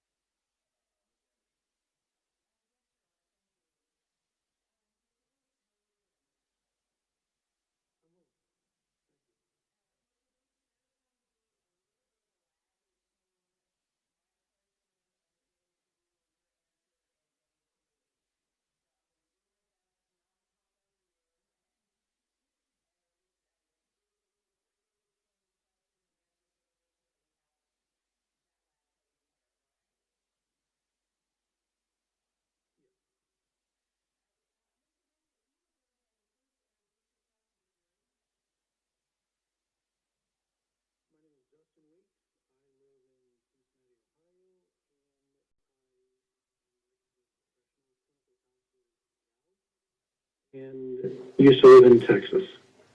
Mr. Weeks, you're not here to give any expert opinion on this case, are you? No. Your role today is to give some historical background information. Yes. Now, Mr. Weeks, you said that you were living in Texas at one point. When were you living in Texas?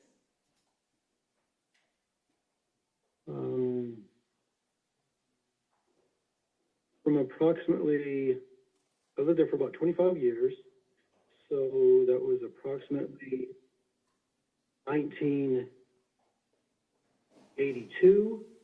until about 2004. When you were living in Texas, well, let me back up. You had said that you were a licensed therapist. What does that mean? In Texas, my license is a licensed professional counselor. I'm licensed in Texas now. In Ohio, a licensed professional clinical counselor is somebody who is licensed by the state to provide therapeutic services to people. When you were living in Texas, did you have the opportunity to work at a place called First Choice? Yes. Please tell the jury what First Choice is. First Choice was located, I don't think they're there anymore, on East Hemphill Street in Fort Worth, Texas, near downtown. There, we provided services to families affected primarily by drug and alcohol abuse. Commonly, dual diagnosis was present, meaning there was both drug use of some sort as well as a mental health disorder such as maybe depression. Our program specifically was residential, and families were there, so it was common for the women, I can't remember there ever being any men that were the primary clients there, would be there with their children. How did you get involved with First Choice? After a therapist is licensed, or in this case I wasn't yet licensed, they have internships in which they work, and they can add to their classroom knowledge of clinical real-world experience working in a facility like this. When were you with First Choice? The early part of 1999, approximately February to August of 1999. And Mr. Weeks, I want to ask you a little bit about the intake process at First Choice. Do you recall what kind of information was obtained from the clients when they entered First Choice? I don't have any knowledge of that directly from working there. The work I did was as a therapist, usually working just with the children, well, I guess also with the parents as well. I didn't do intakes. That's typically done by somebody else. What type of information would be normally taken during the intake process that you would rely upon in order to provide your treatment and develop a treatment plan? There's a history taken when an intake is completed. We're going to ask for any drug history, difficulty with law, if there's any law involvement, if a person has any previous diagnoses, if they have any other non-mental health issues, such as they have a medical diagnosis. There'll be information taken about their education, their finances. It's really meant to be quite comprehensive.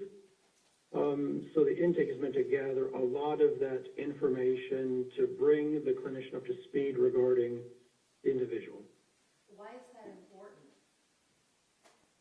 The background information is critical, and that can help to inform the treatment that's needed. For example, I'm at First Choice because we primarily worked with individuals that are struggling with addiction issues. If somebody doesn't have any addiction issues, then they might not be an appropriate referral for our facility.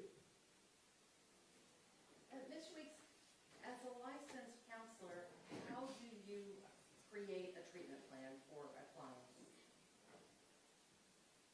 We identify the primary diagnoses, then work with the client to identify what are the areas in which they want to address.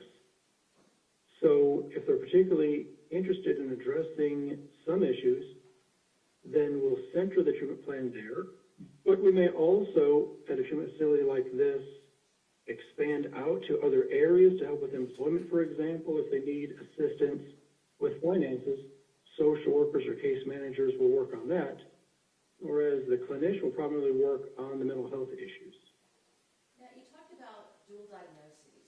How common is it for one of the clients at First Choice to have a dual diagnosis? So I don't remember, I worked there, I guess 26 years or so ago, but it would be shocking if individuals there, our clients at that time, didn't have also a mental health issue in their background. It's ubiquitous. What about trauma? Almost always. There's trauma with individuals that have addiction issues, but I don't have a specific recollection of clients I worked with there. I don't have those records anymore. We talked a little bit about trauma, but can you explain to the jury what the cycle of trauma is? Yeah, trauma may manifest later on in somebody. Hang on just a minute. I'm sorry. I'm going to object at this point. We're delving off into what appears to be expert and recommendations and testifying from his professional capacity as to what cycle of trauma and all this other stuff is. Sustain. Mr. Weeks, let's talk about the facility itself. What was First Choice like? Did they have, you mentioned It's like that- maybe the, Oh, I'm sorry. You mentioned that they had a residential facility. Were patients or clients allowed to bring their children? they were. How was that accommodated at the facility? You know, as I'm thinking back, trying to remember, it seemed like there were small apartments, maybe even rooms. Apartments might be like small hotel suites, so to speak, that were there, and there would be, maybe we'd have 10 or 20 families there at a time. And then we had the main building in which we did some of the groups and other therapeutic services. You said that these residents would be allowed to bring their families and their children. Did First Choice also provide services to the children of their residents? Yes, that's primarily the work that I did.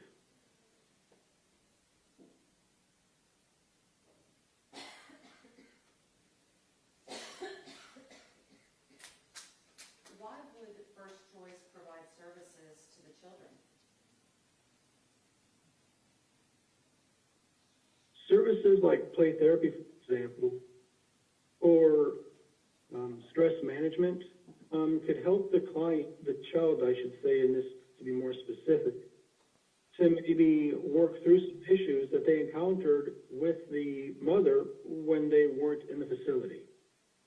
Being able to work out some of these issues may help them to manage conflict better, to have success in school better, to rebuild the relationship that, if it was damaged, it would help them to have the skills to be able to repair those relationships. You mentioned play therapy. What is play therapy? I'll object again.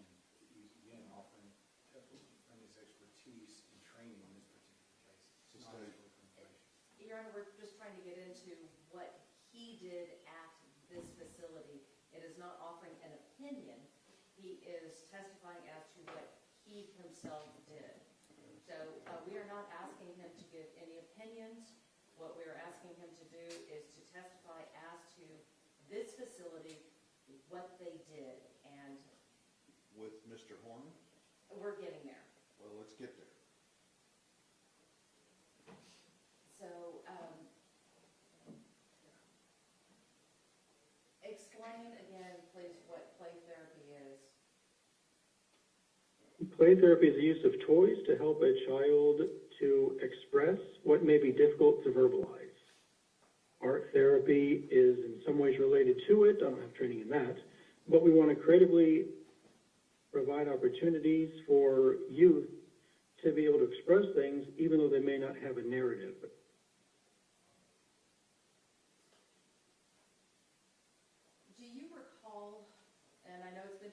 years ago, but do you recall the family consisting of Mr. Horner and his mother?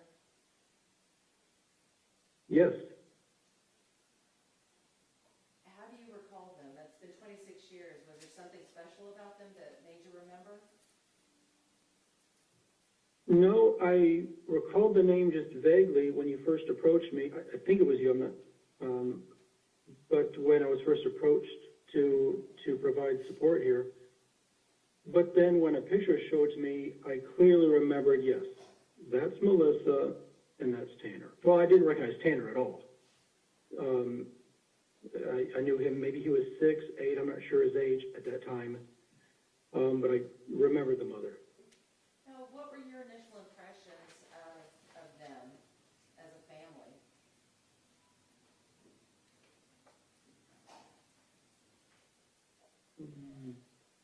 Nothing unique.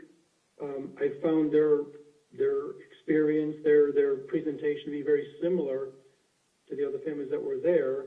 Women coming in who had difficulty with drugs, and their family was affected by it. Now, you said that you had remembered Melissa immediately upon seeing her photo. What was it about her that you remembered? I just remembered her face. When I saw it, I recognized her. Nothing else really jumps out. And just to be clear, in order for Melissa to be involved in this program, she would have had to have had a drug problem? I assume so. We didn't provide any other services. That was the primary function. There was an emphasis in first choice on 12-step work.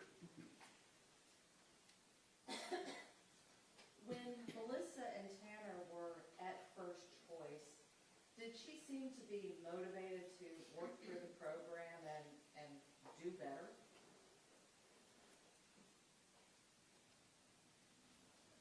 I can't really recall anything specifically about her motivation level. My primary work was in play therapy with him. I assume, although I don't recall specific sessions, that I would have just minimal contact with her. Well, Mr. Weeks, let's talk about your work with Tanner. You said that when you looked at the photo, you remembered the mother, but you didn't remember her son, just by looking at the photo. But after reviewing the records and whatnot, were you able to confirm that you did work with Tanner?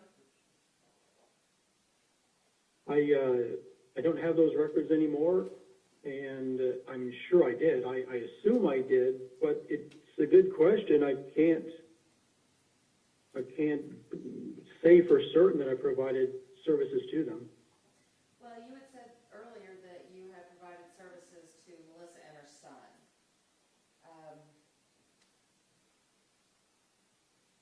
When Melissa was there with her son, do you recall Tanner acting out or having any temper tantrums while at the residence?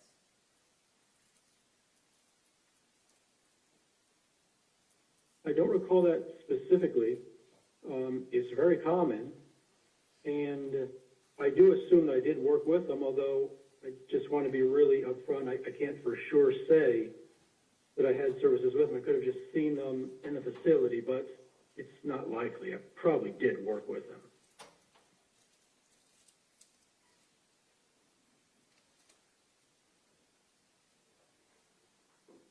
You have a moment, Your Honor? Yes, ma'am.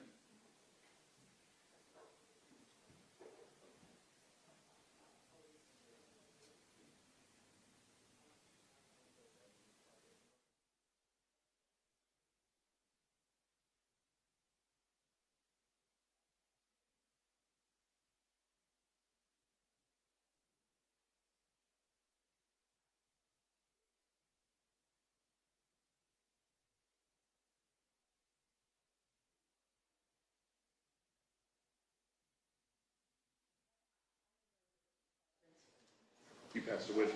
Yes, Your Honor. Mr. Stanton? I'm gonna make sure this works. Mr. Weeks, can you hear me here? Yes. And Mr. Weeks, this place where you worked, it seems to me that you really don't have any real recollection other than remembering Melissa's face about what you did or didn't do with them in this case. Is that correct?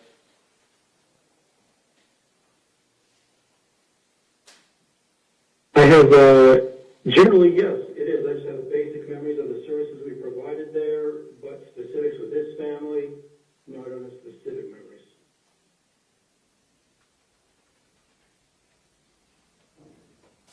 Thank you, sir, for what you do and taking care of people at this point in Pasadena. Ms. Anderson, redirect. Just one question, Your Honor. Mr. Weeks, in order to be admitted to first choice with her son, would Melissa have had to have a drug issue? Almost certainly. I didn't do the intake, but it's just not what we do. We treat people specifically with drug problems at that facility. Thank you. Mr. Tate, may the witness be excused? Yes, Your Honor. Okay. Mr. Weeks, thank you very much. We appreciate you taking your time. Thank you. Goodbye. And may we approach, Your Honor? Uh-huh.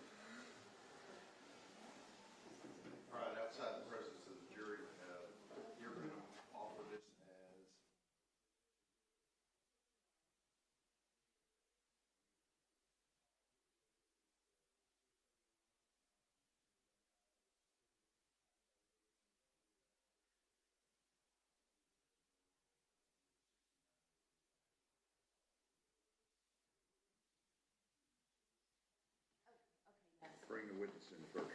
Yeah, uh-huh.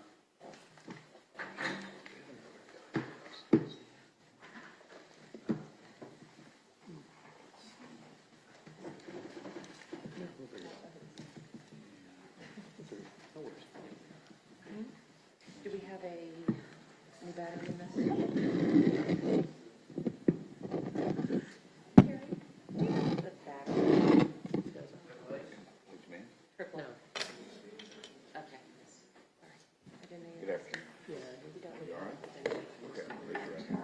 Solemnly swear or affirm testimony given this cause to be the truth, whole truth, and nothing but the truth. So help you God. Okay.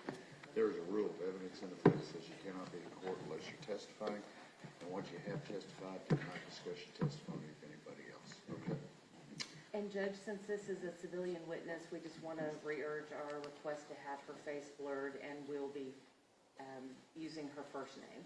Guys are all on it, right? Okay, What's her name? let's go. Can we know her name though? Yeah. I know, I'm like, hold on. I'm like, I need to know. Go, you may sit down. Yeah, Me well, and you and her can sit down. and I said, we need to do this.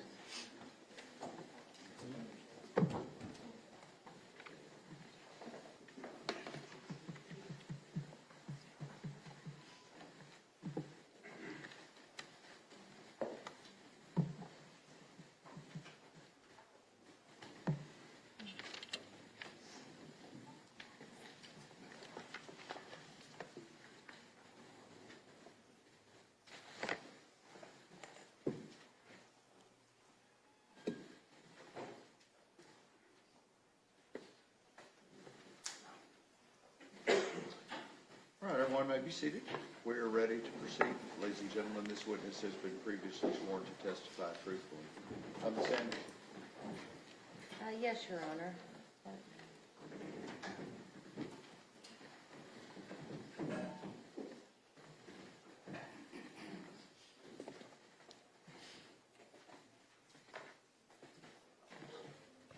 Good afternoon, Mary. How are you doing?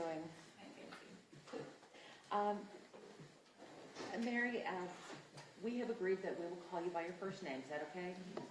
Okay. One thing that I am going to ask you to do is when the court reporter is taking the record, she can only take down yeses and nos and words and head nods and mm-hms and uh-uhs. Don't translate to the record. So if we can get a verbal response, okay? Okay. You nervous? Not too bad. Not too bad? All right. Mary, what do you do for a living? Well, I'm retired now, but I was a licensed specialist in school psychology. To be, lots of words, but LSSPs in the schools. How long had you been an LSSP before retiring? 35 years. Tell me and tell the jury a little bit about your educational background that allowed you to be a LSSP. Right. Well, I graduated from high school in 74, went to college at Texas State University, which then was Southwest Texas State, so that's changed too. Graduated in 78 with a psychology degree and a guidance counselor minor. And they had just started, I thought I would be a school teacher or a counselor, just because I thought that's kind of all there was. But the school had started a brand new school psychology program that year. And so one of my professors told me about the program, and it sounded very interesting because I was very interested in the learning process in children. So I was able to start my master's in that program, finished it, and it was a 2-year program, but I went summers in a full year. So I graduated from there in 79, and then I got my first job as we were called psychological associates back in that day, that we did the same thing. And just to be clear, you are not here to offer any expert testimony, are you? No. Are you here just to talk about your personal interactions with Hannah Horner? Yes. After you graduated, where did you go to work? Well, I was in Houston the first 5 years of my career. Then I married and moved to Fort Worth. Then I was with ISD for 12 years. Then I went to Azle for 8 years. And I finished in HEB, Hurst-Euless Bedford ISD, the last 12 years. So I kind of hopped around a little bit. Now, during your time at Azle, did you come to know Tanner Horner? I evaluated Tanner.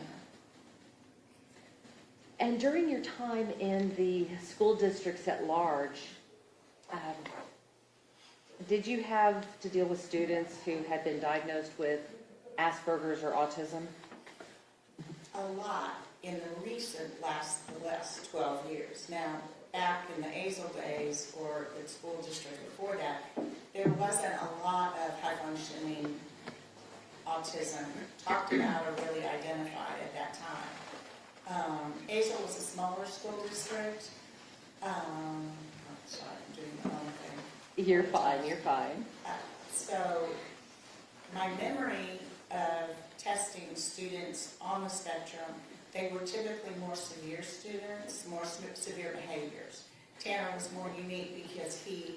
Judge, I'll object. If she's here to provide background information, but she's providing based on her expertise in this case as far as evaluation and testing, or just background information on Mr. Horner? Your Honor, because of her expertise and in her background, let's try this again. Because of her expertise, we will be asking her about the services that she provided for Mr. Horner. That's expert testimony based upon her training and experience and offering it as an expert in this case and her opinions as far as evaluating and testing him and anything else. She's not designated as an expert. I'll let her testify as to what services she provided, but she's not to render an opinion as to anything. No, Your Honor, she is not going to be rendering any opinions. However, what she will be testifying to is what her knowledge was in the service plans and the treatment plans based upon specific diagnoses. And that is not an expert opinion. That is what she has done. It would be no different from a doctor coming in and talking about their service plan. It's still expert testimony, Your Honor. I'm going to let her do it. Go ahead. You said that when you first started with the schools, you didn't see a lot of high functioning. What do you mean by high functioning? Well, high-functioning autism, people typically that are on the spectrum and on that end of the spectrum have language. Whether it's functional, how functional it is or not is a big piece of it. They typically look like neurotypical people do, people that don't seem to have disabilities of any type. So you might not notice them or pick them out as looking different. When you first started back in Azle, did you have much experience with autism? We were always trained. Every year you had to take a certain 20 hours a year at that time for professional development. So we would be trained, but I would not say I had an excessive amount of training in that particular disability. It was more global. Did you see a lot of autism when you were? In Azle? Yes. No. May I have a moment, Your Honor? Yes. My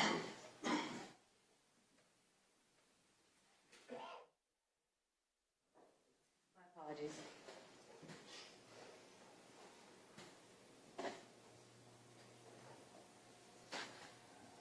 When you were working in the schools, would you review records in order to make a determination on what kind of treatment plan to have for a particular student? No, that isn't how we developed what we called IEPs, Individualized Educational Plan.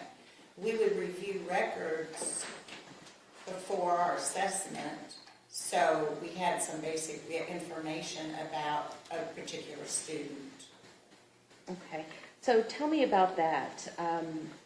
What type of records and what type of information would you look for to develop an IEP? Okay, the IEP is kind of at the end, when all the evaluators would come together and they would write their report and put it into a document.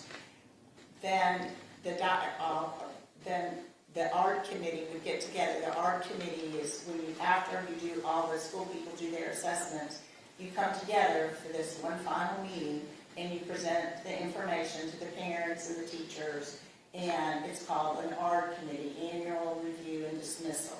At that meeting is when you talk about the students' needs for special education. When you are evaluated in the school district, you are evaluated for special education services. So in theory, well, not in theory, factually, anybody who meets eligibility for special education services has a deficit in some area. It could be intellectual deficit, it could be a learning disability, it could be a behavior. Did I answer that? So in the art meeting, we then talk about the deficits that the student has and what were some of the accommodations and modifications we could provide in the school to help them improve whatever their deficit areas were. Okay. So when you're dealing with students with autism, what type of deficits would you normally see? But there are 3 pillars of autism. And Judge, the I will first- object to this. This is definitely expertise. Sustain. May I respond, Your Honor? No, ma'am, sustain. Mary, when you are looking for, looking at a student, would that student often have a diagnosis before they came to you? Many do. Many do. So yes. And with regards to autism and students in the ASL ISD, I want to talk a little bit about, behavior. And generally speaking, based on your experience and your observations of these students over the years, how well do students with autism do in a mainstream setting? I'm not sure I can really answer that because every person with autism is different. And would you agree with me that you said that every person with autism is different, which means that not all autism is alike? Exactly. Would it be uncommon to have different types of symptoms that would play across different people with autism? I would say there are similar symptoms, but again, the behaviors or the deficit areas are worse in some and better in others. So it depends upon how the autism manifests itself. Well, let's talk about Tanner and how his autism manifested with him. Did you ever work with Tanner as a student? You do work with the student when you do the evaluation. You also... Well, I'll get there in just a Okay. second. You're fine. You're doing well. Which school were you working at the time you met Tanner? In ASL ISD, we would go to various schools, wherever the assessment need was. So I would go to the elementary school. I don't know if he was in elementary school when I first evaluated him or if he was in the junior high or even high school. I don't remember that, and I'm not sure about the years. Well, what kinds of evaluations, or let me back up, what kind of services did ASL provide for Tanner? Now, I was able to review some of the ASL records, so I wouldn't have remembered this. So is that okay then? Yes. Okay. So I believe at the time, Tanner was in a classroom called a behavior improvement class. And I think he was in there about half of the day, and then he would go out to other classes, to the general education classes, so that he was getting a full education because he was bright. And when I say bright, he was able to be in regular classrooms intellectually. And so he would go out, and typically we would identify the strengths of the student and have those students go into those classrooms initially so they would be successful, so we could build on some successes. So he, as far as I can remember, he had that situation set up, but he also had, and that behavior improvement classroom was to provide a lot of structure for him, was also to provide the behavioral support he needed. So let's say if any student is in a general ed classroom and they start to have behavioral issues, hopefully that behavior improvement class teacher would assist the regular education classroom teacher. He also had, I don't know if he had, I didn't see anywhere in the records, he had speech and language services to address the pragmatic deficits, which tend to go along with, it goes along with students that have language, typically. But I did remember and saw in the records that he received in-home training, which was when a therapist went into his home and she took him out into the community to expose him to different social settings. And she was a speech and language therapist. So you had mentioned that these services that were provided to Tanner. Let's talk about how the school district would determine that the services were necessary. Was there an evaluation that was performed of Tanner in order to receive services? Yes, any evaluation for autism includes a speech and language therapist, an occupational therapist to look at sensory issues or motor skills even, a psychologist, a school psychologist, and or a licensed specialist in school psychology. There's a difference there. On a master's level, school psychologists are not in the clinical realm at all. So that's why I'm using the LSSP term more so. Okay, you asked me who else would evaluate. Well, let's go to your evaluation first. Okay. So what kinds of evaluations would you give students? Autism? And we're Yes. speaking strictly about. Yes. Okay. So Tanner did have records when I became involved. He did have a report, an outside report that had, I believe was his initial evaluation. I'm not 100% sure of that. It may not have been his initial. So I was to perform a 3-year reevaluation, and that's standard. We do 3-year reevaluations for all students that are identified as having a need for special education. It's so in theory, like if a child has a learning disability, they get a 3-year reevaluation because the hope and the goal is that the student's deficit disability would be put closer to his intellectual ability, so then he wouldn't have the need for special education services. And likewise, a student that might have a behavioral disorder or an emotional disorder, let's say their family provided, a lot of intensive therapy, and the student's emotions got better and they were no longer acting out. Now, autism is a little bit different because it's not really like autism goes away. So you would still have your basic team reevaluate, your speech pathologist, your occupational therapist, and your LSSP. Okay. So with regards to the evaluations that you gave, what did your evaluation look like? Okay, wait, don't talk over. We gotta have one at a time, okay? Go ahead, Ms. Anderson. You're doing fine, Mary. What did your evaluation look like? Typically, whatever records you have, you would review those first. So he came with a previous evaluation, and he was already in special education services. So we had some records based on the teacher reports, what his behavior had been like, what were continued concerns, and then we always contact a parent to see how things are going. So we look for more background information. We use what's already known, and then we go to the new teachers or present teachers and get information, not just from the one teacher, but from several teachers, so you know how the student is doing in the different environments. Because then, if there was trouble in certain environments, then we would want to look at why was there trouble in certain environments.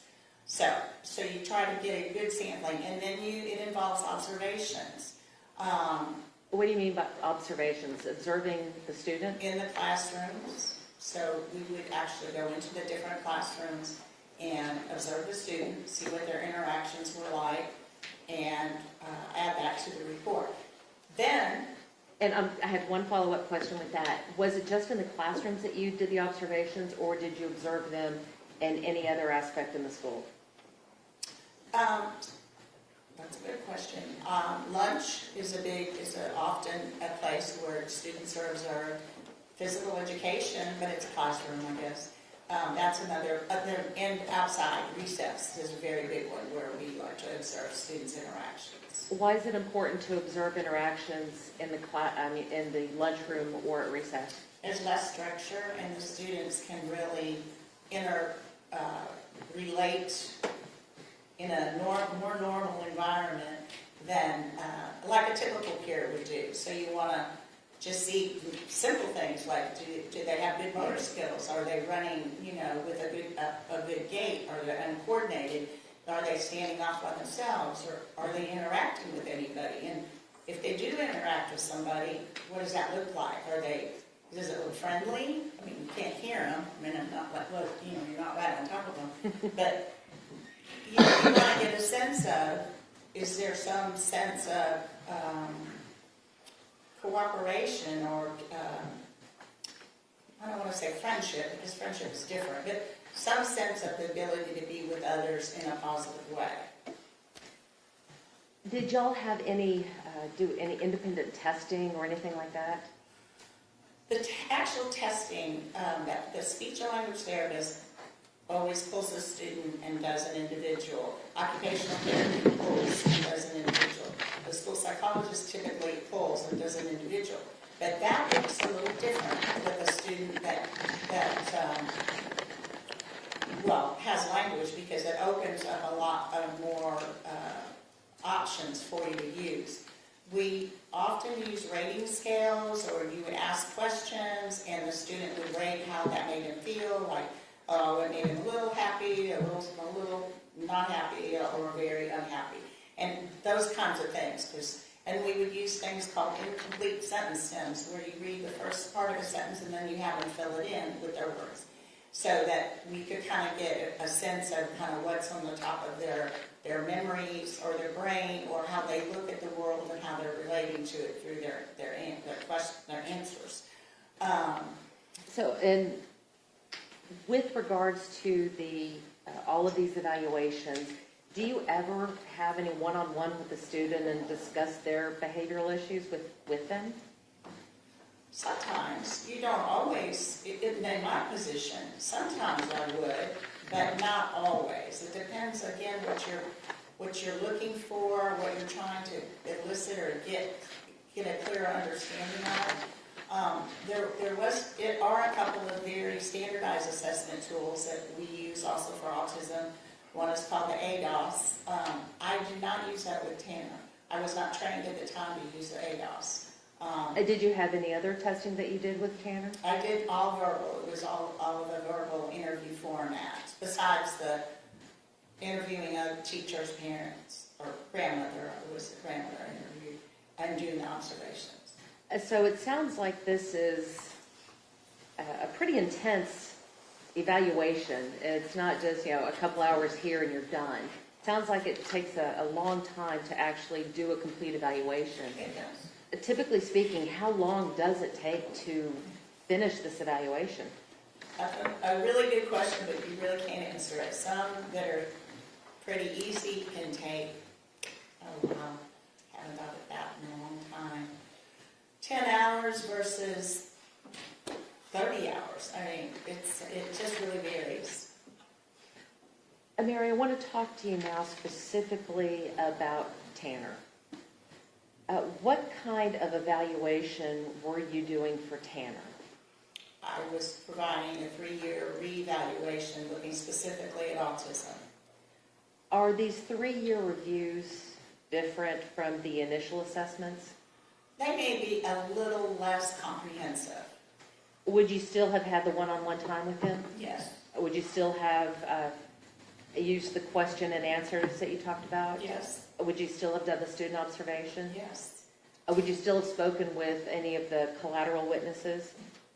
Collateral witnesses, the teachers and the grandparents, yes. Yes. And I use the term collateral witness, and I was, exactly, the teachers, family members. Or even sometimes a vice principal, if the student had a lot of behavior infractions, they would spend a lot of time in the office. I would get that information as well. You said earlier that you had spoken with his grandmother. What was his grandmother like, if you can recall? You know, I don't recall meeting her in person. We talked on the phone. I remember she was concerned, just concerned. Did you ever have the opportunity to meet Tanner's mother? I did not. Were you able to determine at that point if there was any male role model in Tanner's life? Not that I was aware of. Now, were you able to determine whether or not Tanner was living in a stable environment? It seems so.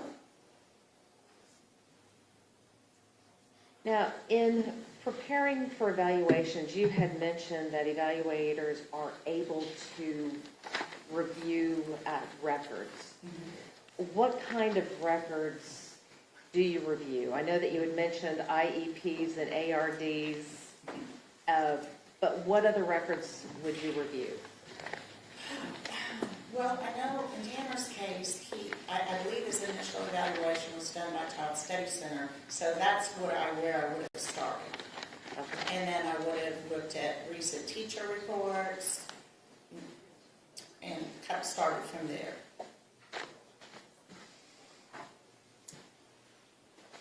Your Honor, may I approach the witness? Yes.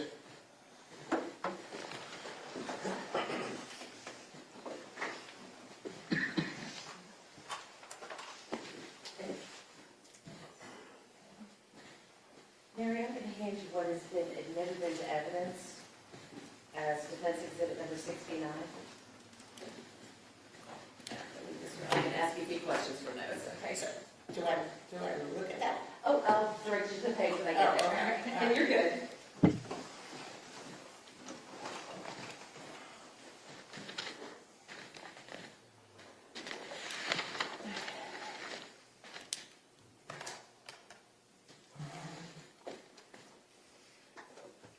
What I wanted to ask you was, based upon your evaluation, based upon your observations, based upon your interviews with the family members, speaking with the teachers, speaking with vice principals, and reviewing the records, did what you see in your evaluation, did that corroborate what you found in the records? Can you say that a different way? I don't know if I can, but I'm certainly going to try. Basically, what I'm asking is that you read the records, and the records said, showed that there was a diagnosis of autism. Based upon your evaluation, based upon your interview with everybody, did what you see lead you to believe anything else? No.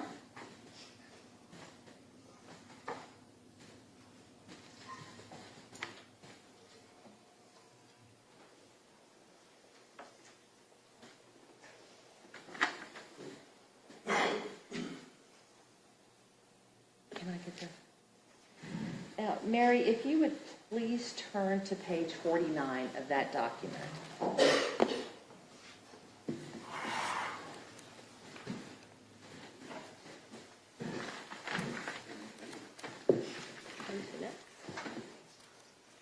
And, Your Honor, for purposes of publication, we have blocked out all the names and any identifying information. The document that Mary is looking at is not redacted. Understood. Judge, do you mind, can I borrow the court's copy? Sure. Thank you. Just want to follow. Hang on, let me find it for you.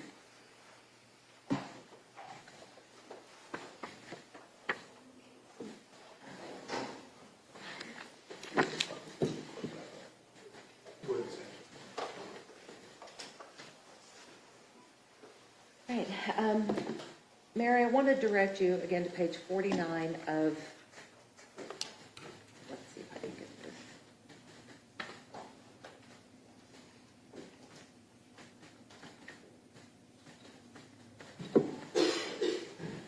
Oh, that didn't help.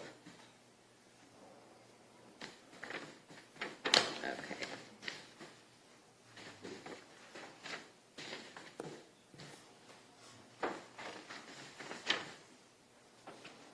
Right. First of all, page 49. Please tell the jury what page 49 is. It's the summary page of an evaluation, What kind of evaluation? an autism, multidisciplinary autism assessment. And was this the 3-year review that you Yes, had done? this is the 3-year review. You said that it was multidisciplinary. Who did the final evaluation and who signed off on this document? Back in that day, the speech therapist, occupational therapist, and the school psychologist did their own individual assessments. Sometimes they would all three be present with each other, and sometimes they would not be. But we would always collaborate together and talk about our assessments and the consistency and what was similar or maybe what was different. So this is only signed by me because this particular one was just the assessment that I did. Now in the ARD paperwork or the IEP, everyone that were evaluators would sign that form. I want to talk a little bit about the deficits that were noted in your report. You spoke about social deficits and lack of appropriate communication. What do you mean by lack of appropriate communication? So I should have been more descriptive at that time. Again, Tanner has language and he's able to communicate. What type of language I was talking about was pragmatic language, or what's called social language. The ability to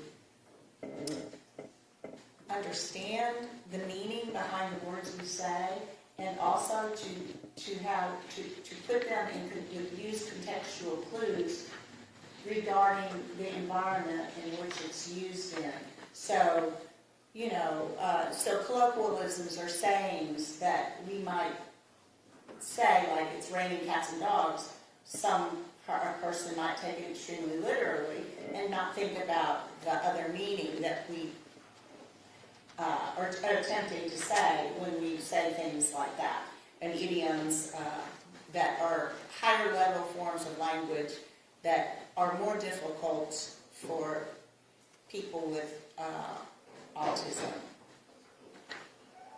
You had, in your report, you state that Tanner lacks empathy and has little ability to form friendships.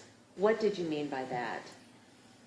Well, based on my memory, he did have difficulty getting along with others. But again, I can't explain why.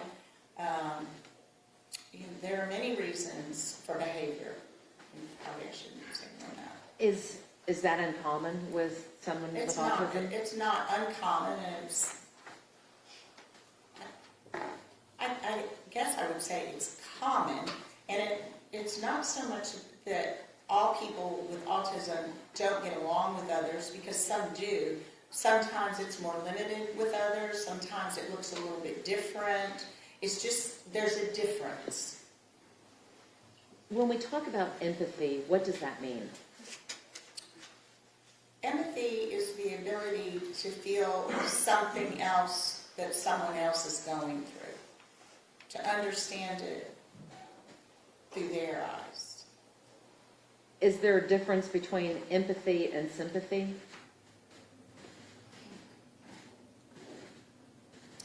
I believe there is a difference, yes. Sympathy is feeling sorry for, or empathy is feeling those feelings within yourself and understanding them on a more comprehensive level. So when you say that someone lacks empathy, what does that look like? In this circumstance, for Tanner and for many students on the spectrum with deficits in this area, it would just mean it was more limited. He or she would not stop to think about how his behavior might be affecting them, or he or she may not stop and understand that the way maybe his look or his lack of a look made a person feel or do something else. Again, that connection between the way we behave or our mannerisms affect others. I don't think I answered it. I'm not really sure. Let's try it again. I thought that was a perfect answer. All right, so you had noted that Tanner's ability to use language is not impaired, but the affective and relational aspects of his communication is significantly below what one would expect. I was speaking about the pragmatic deficits, which was the social language. Again, we as human beings, we pick up a lot through intrinsic ways, by observing others or hearing others or watching others. And so pragmatic language is not necessarily taught. It is inferred and it is learned through, if you have an ability to socially relate or socially understand. So that's what I meant by it's more limited. We talk about poor eye contact. Why is that important in a diagnosis or in evaluation? It's just another behavioral symptom that can tend to be common. It can, the eye contact is typically more limited, or it can be, we often say it's fleeting. Sometimes they have eye contact, sometimes they don't. So it's just a more typical symptom of autism.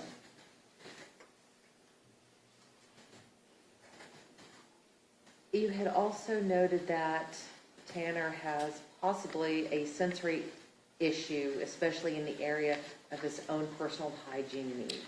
What did you mean by that? Well, I do remember that, and this is not uncommon for boys his age at the time, but his grandmother, I think, was concerned about he didn't really want to take showers, or he wasn't maybe using deodorant. I don't remember exactly. But again, that's can happen to many young males that are learning about our body changing. Although, should I say a little more now? Oh, go ahead. So he might have had an aversion to water. Many people on the spectrum have sensory issues. They don't like, things can be visually or auditorily difficult for them. The lighting, too much noise, sometimes water, sometimes getting a haircut, sometimes lots of different little things can cause sensory issues. And I don't remember anything besides the personal hygiene.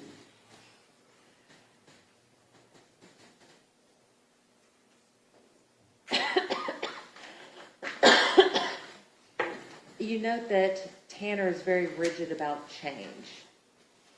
What did you mean by that?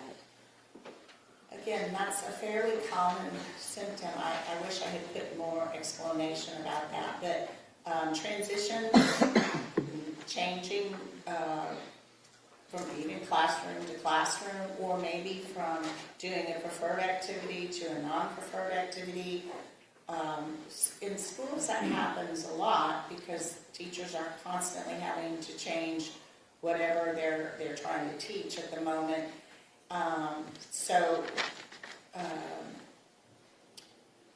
Many students on the spectrum have almost like a hyper focus for a short time, and if they're not ready to move on, they're not ready to move on. So you may encounter a little resistance in terms of, no, I'm not finished with that, and just not having cooperation in that sense.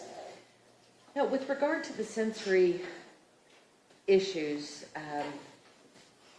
what is the Is it uncommon for people like Tanner to have sensory overloads? It's not uncommon. And did you ever see, Wait, again, expert testimony continuing. Well, sensory overload, I sustain the objection. did you ever see Tanner have a sensory overload? I did not.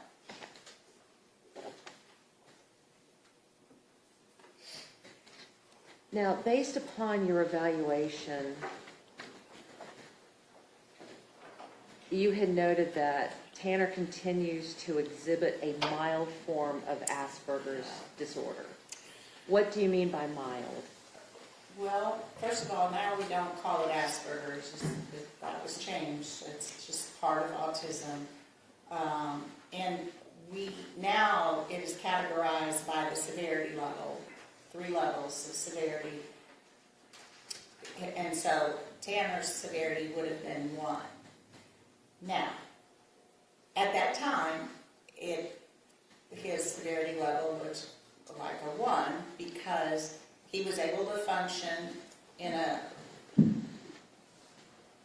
regular education environment with some special education support. So that, and go out and, order a burger possibly, or do what we would expect all of us do. Doesn't look different, he doesn't exhibit the flapping or the staring or any of the more unusual when you move up the levels. Is a mild form of autism still autism? It is.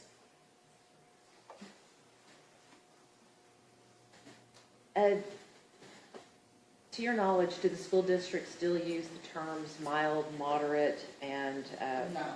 what do they use now? If they address it at all, they talk about the levels, I believe. I've been retired 5 years, but. And reflecting upon your notes and in preparation for everything this week, again, did you have a chance to look at all the records? Yes. Now, based upon your review of the records, how confident do you feel about the treatment plan that you had recommended for Tanner? For that time, I think Tanner had a very good treatment plan. That's all my recollection. He was not someone I heard of a lot, or maybe not often at all. In a smaller district like that, being in my position, I would hear of students that were struggling more. So, not that doesn't mean he didn't struggle, but he was in an environment where you would expect there would be some struggling, and it was to be dealt with on that level. So your recommendations in this case were, it's recommended that Tanner continue with his current programming and instructional arrangements since it appears to be meeting his needs. Right. Do you know if that continued? I can't say for a fact that it did. I don't know what happened in high school.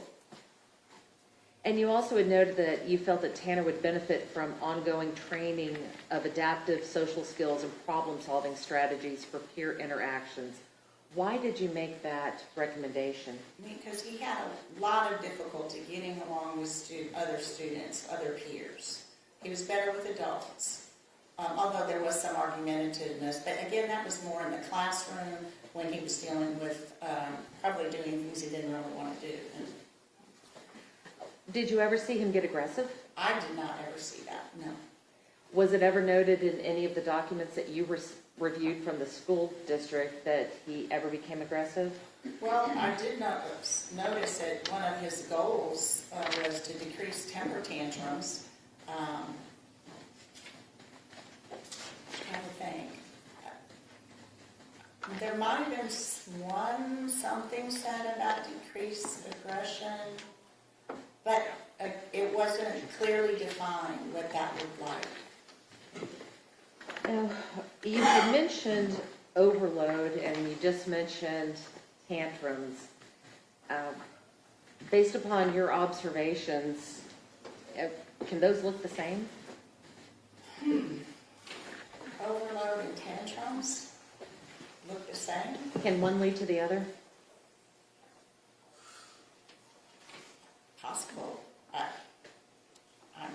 not sure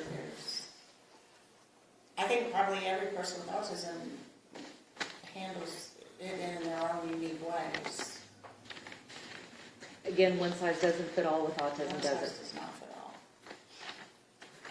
One of the things that was also recommended was psychological assessment, looking at the emotional deficits.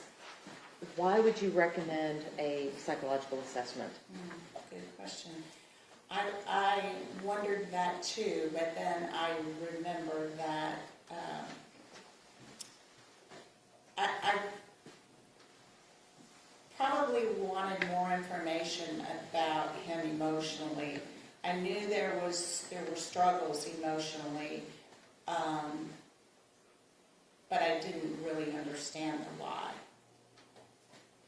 Do you recall why you would have recommended that he be under the care of a psychiatrist?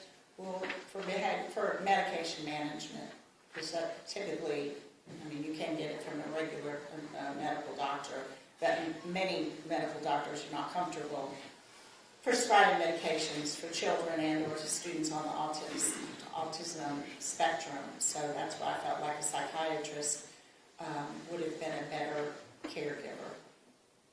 Now, Mary, I want to turn your attention to Azle ISD specifically. At the time when you were there, did Azle ISD have a lot of students diagnosed with Asperger's or autism? I would say not a lot. So what does that tell you about Tanner's symptoms if Azle ISD had noted the autism diagnosis in the records? Judge, I'll object. That's a call for an expert opinion from her. Sustained. As a person working in the school, when you see an autism diagnosis, what does that mean to you? Judge, I'll still object. That's going to call for her expertise to be able to define what that is. I'll let her answer that question. Okay, repeat the question, please. Working in the school, knowing that Azle ISD did not have a lot of students who were diagnosed with Asperger's or autism, what did it mean to you when you saw that diagnosis in the records that you were reviewing? I don't know what it meant to me. It just meant that we had a student that had significant deficits in several areas. Did Azle ISD have specific special education classes? Yes, that would be, well, yes.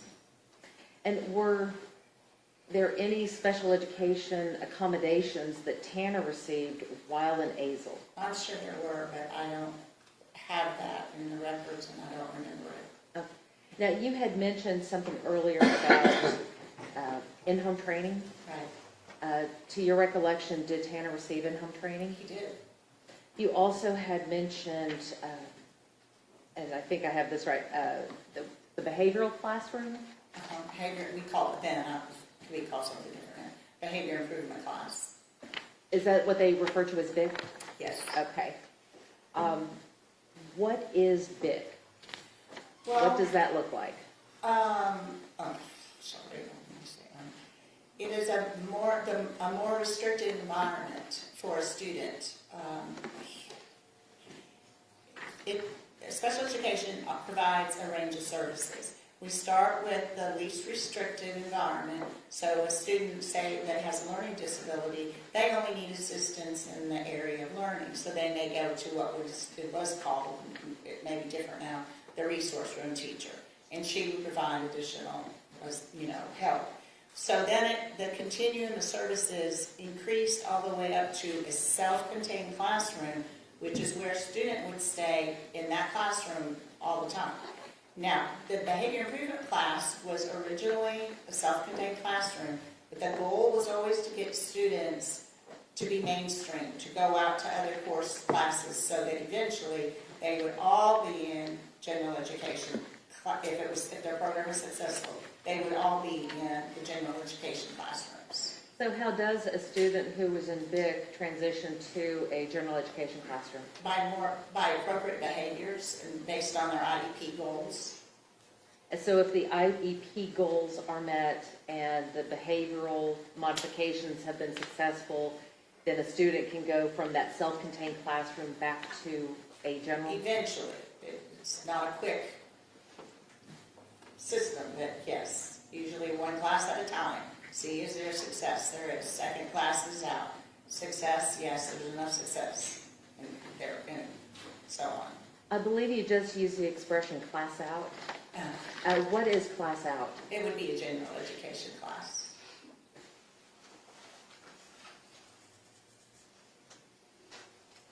Did, to your recollection, did Tanner receive an escort to and from classes? Or to and from the bus? I don't remember that.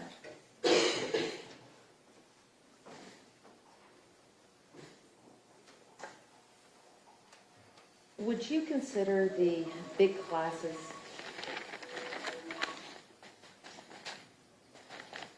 Was it me this time? It was the defense, it's the state's turn this time. These big classes, would you consider them to be a structured environment? Period. Why do you say that? Well, it was a much smaller student-teacher ratio, maybe, let's just say 10 students versus 20 or so in a general education classroom. This is many years ago, of course. Now we have many more students in classes typically. Sorry, I keep saying that. So each student has their own IEP, so that teacher has to be very structured as to make sure that each of their students is getting the type of accommodations and recommendations that he or she needed to provide for each of those students, and it'd be pretty timely also, and there should have been positive reinforcement for appropriate behaviors, and usually a loss of points or loss of privileges if there was a significant negative behavior. Now, based on your observations at the big classrooms, did the students with autism tend to do better with the structured environment? I can't answer that because I don't remember, but again, there wasn't a lot of students identified with high-functioning autism that I remember. Do you recall if Tanner did better in that structured environment? Well, just based on what the records say and then that 3-year reevaluation, it seemed to be providing him some positive regard in school. One moment, Your Honor. Yes, ma'am.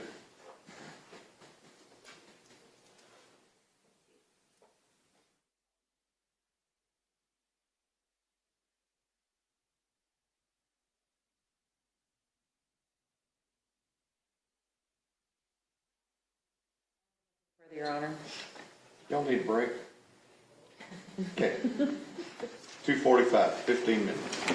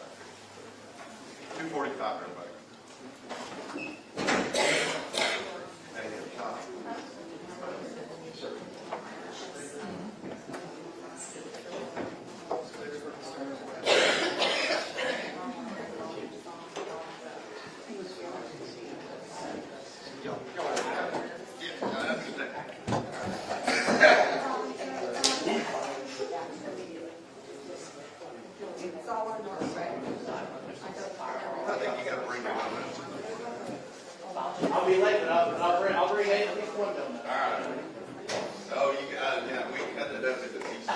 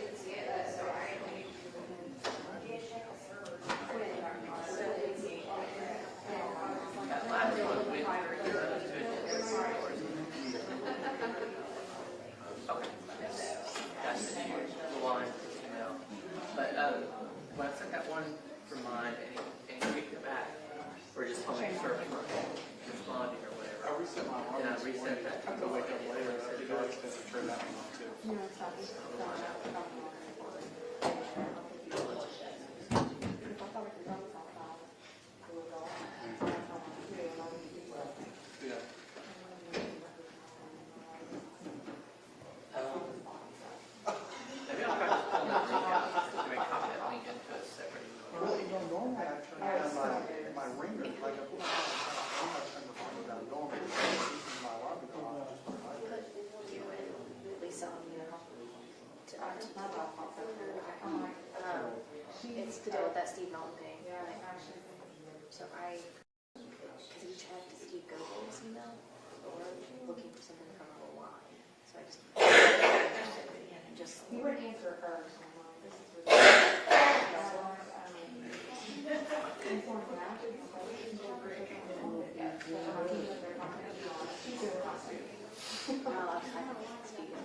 Because you're. Yeah, I'm like.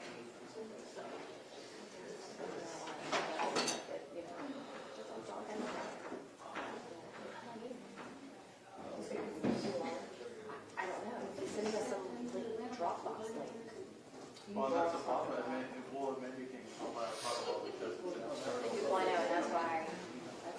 But Stephen should be able to find it and push it through. Which is why I don't have the data while at the trial, but like, that's why I added Lisa to see.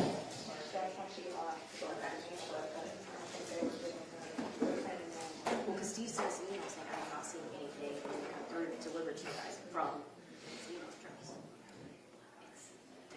like from the ones, not from her. So that's, well, yeah, that's why I just sent that to you. I sent it to you and Lisa. So you were the one texting me, so I just put the film in. Yeah.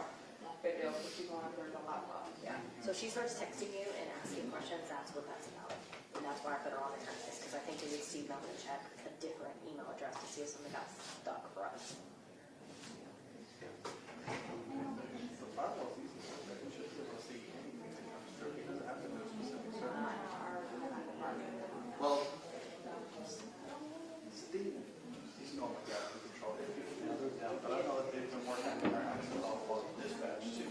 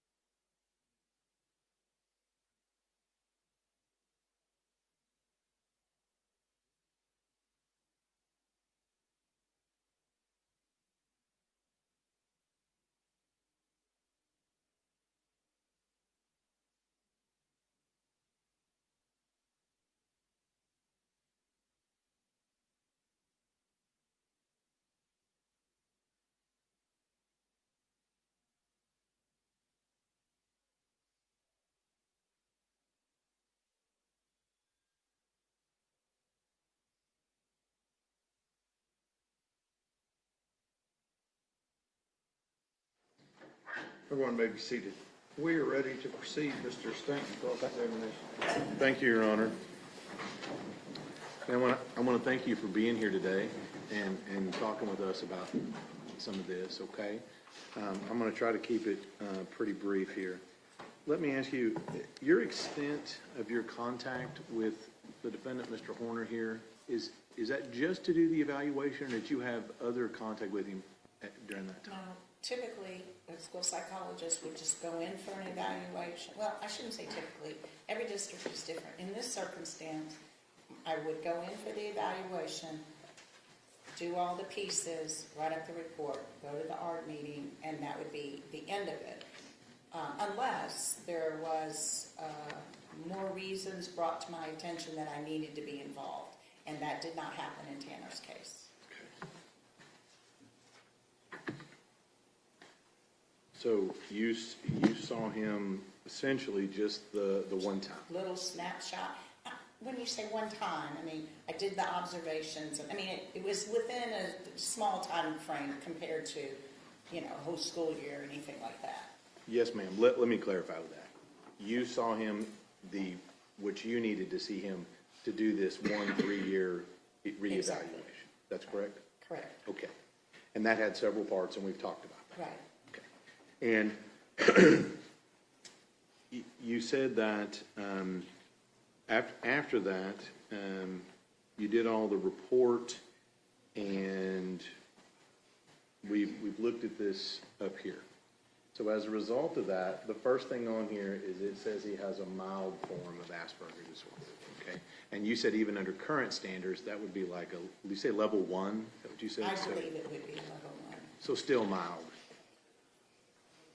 Compared to the continuum, yes. Right, okay. I mean, and we understand it's a spectrum, but on the far end of one end of the spectrum, correct? Correct. Okay. And so in the school, we talked about a lot of these records. Now, truthfully, ma'am, you didn't actually write up all these records, right? No. Okay. And you looked at these, but these are not actually your specific records. That's true. But you felt comfortable enough to be here to talk about some of the things that went on with the school and with Tanner based upon your interaction with him. Is that right? In my recollection. Okay. And so in this case here, and even though you just had that and had that interaction with him, your words earlier were that he was bright. Now, I think that's what you said, right? I tried to change it a bit. Bright enough to function in a general education classroom. Okay. I don't remember what his IQ was and just any of that. It was sufficient, so I misused the word bright. Okay. And that's fine. But your definition was, when you used that term, was that he was able to be in a normal classroom. A general education classroom. Okay, I'm going to try to use the terms, okay? So he was able to be in a general education classroom? Yes, sir. Okay. I said normal. That's fine, I understand. And so as part of that, you said he still needed some support from the school, correct? And that, to your recollection, he got that support from the school. Once he was in special education, yes. Right. And then up and through when you did your 3-year review, he maintained that. As far as I remember, yes. But still in a general education classroom. I don't remember that part. I don't know how much special education he was still involved in. It could have continued all the way through high school. I don't have any memory of that, or that wasn't addressed in any of the records. Okay. That at least that I saw. But based on what you're saying here, it wouldn't surprise you if he graduated high school normally. Well, it wouldn't surprise me when you say normally. You can still graduate from high school and you have a lot of special education support. But I don't know what that looked like. You're right. Yes. Now, during this time, it's my understanding that you had some contact with his grandmother. Is that right? That's right.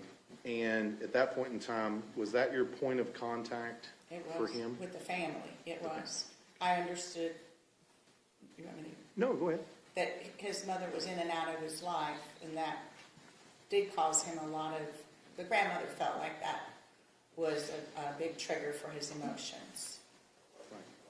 And so, as a result of this and what you did not get re-involved with Tanner Horner at any time after you did this. No.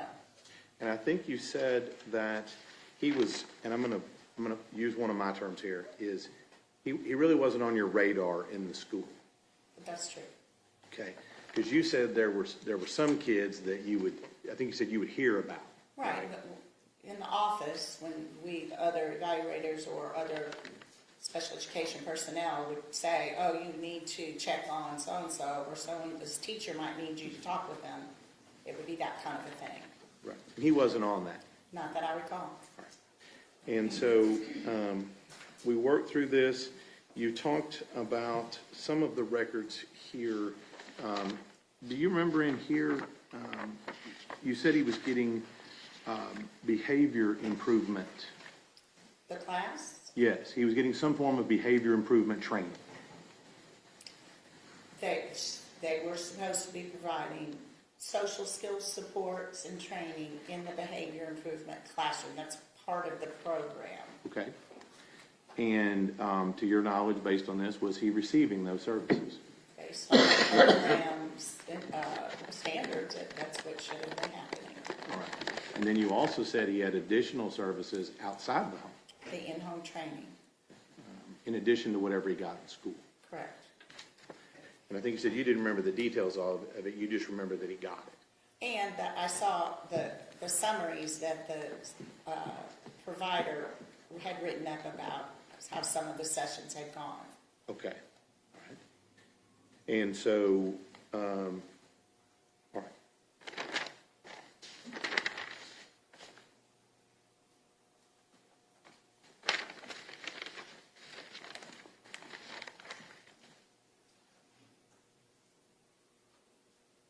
Got a lot of information. Excuse me here.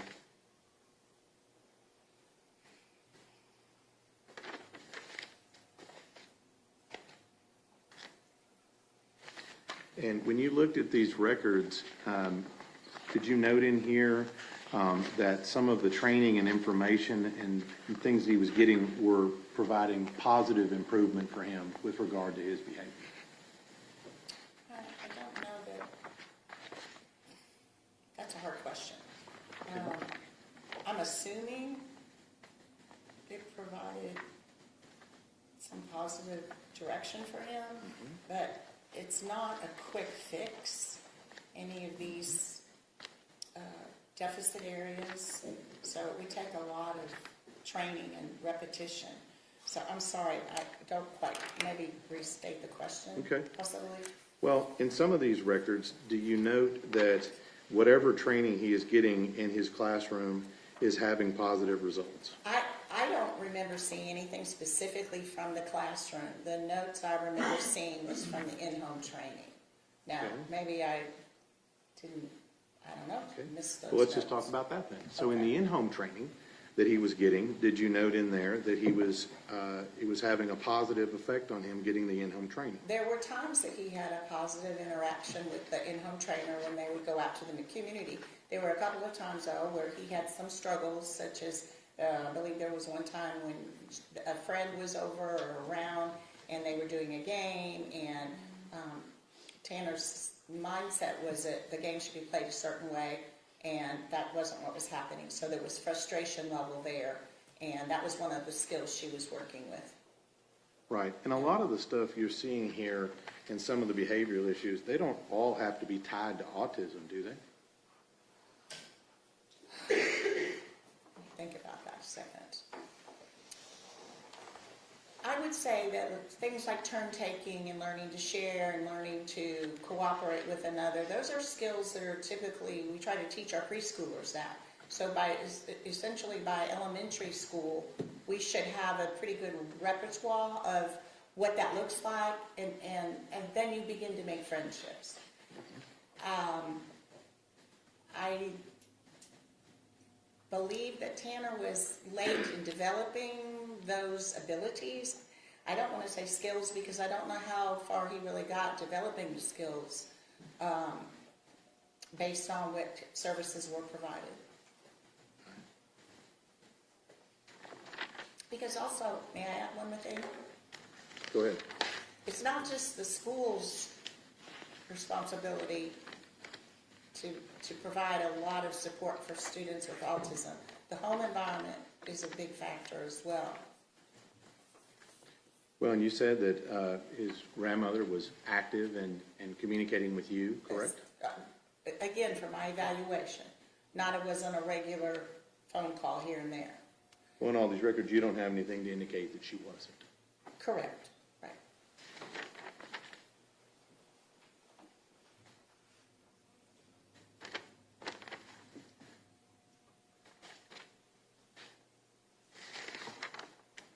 Last thing I'm going to talk to you is you talked a little bit about lack of empathy, right? Yes.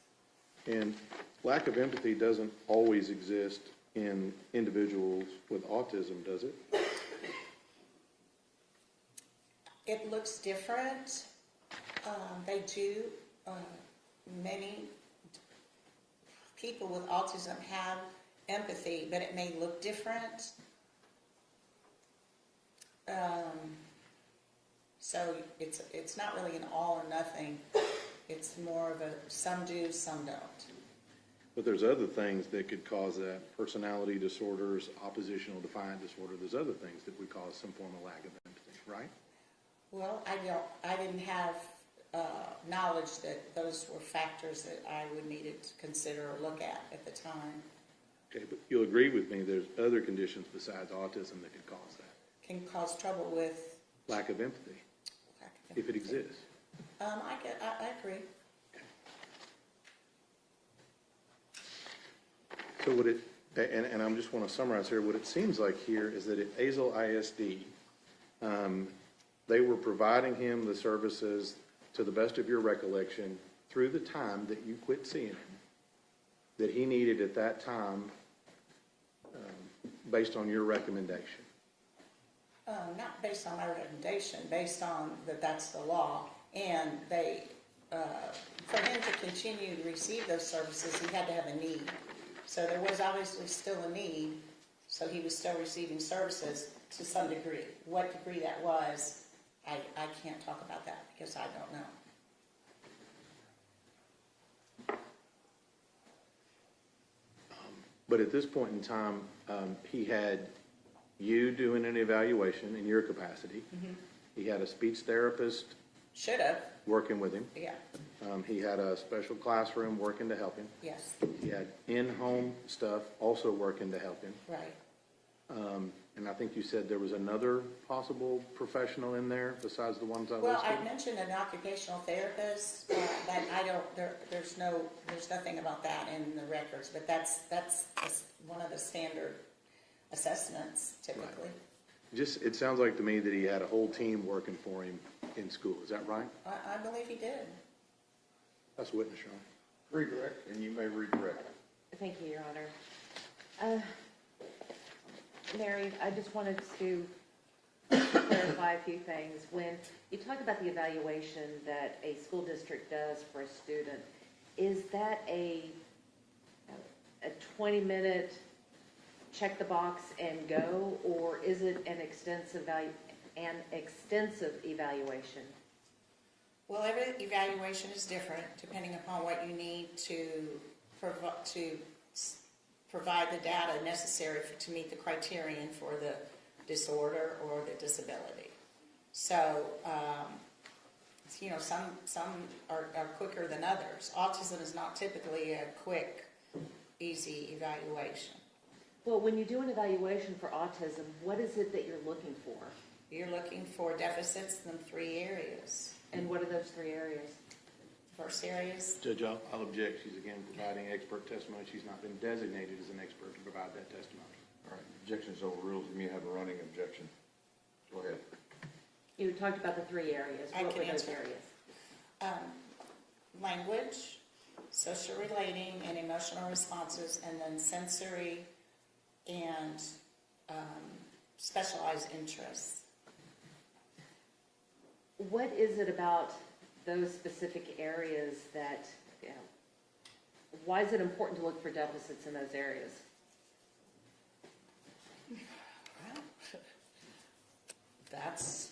Those are the pillar markers of autism, so you would expect to find deficits in all three areas to some degree. And if there are no deficits in all three of those areas, would that result still in a finding of autism? Not necessarily. So in order to have that diagnosis, would you have to have deficits in those areas? Yes, you should have deficits in all three areas. And even if the diagnosis is considered mild, does that still mean there are deficits there? That still means there are deficits.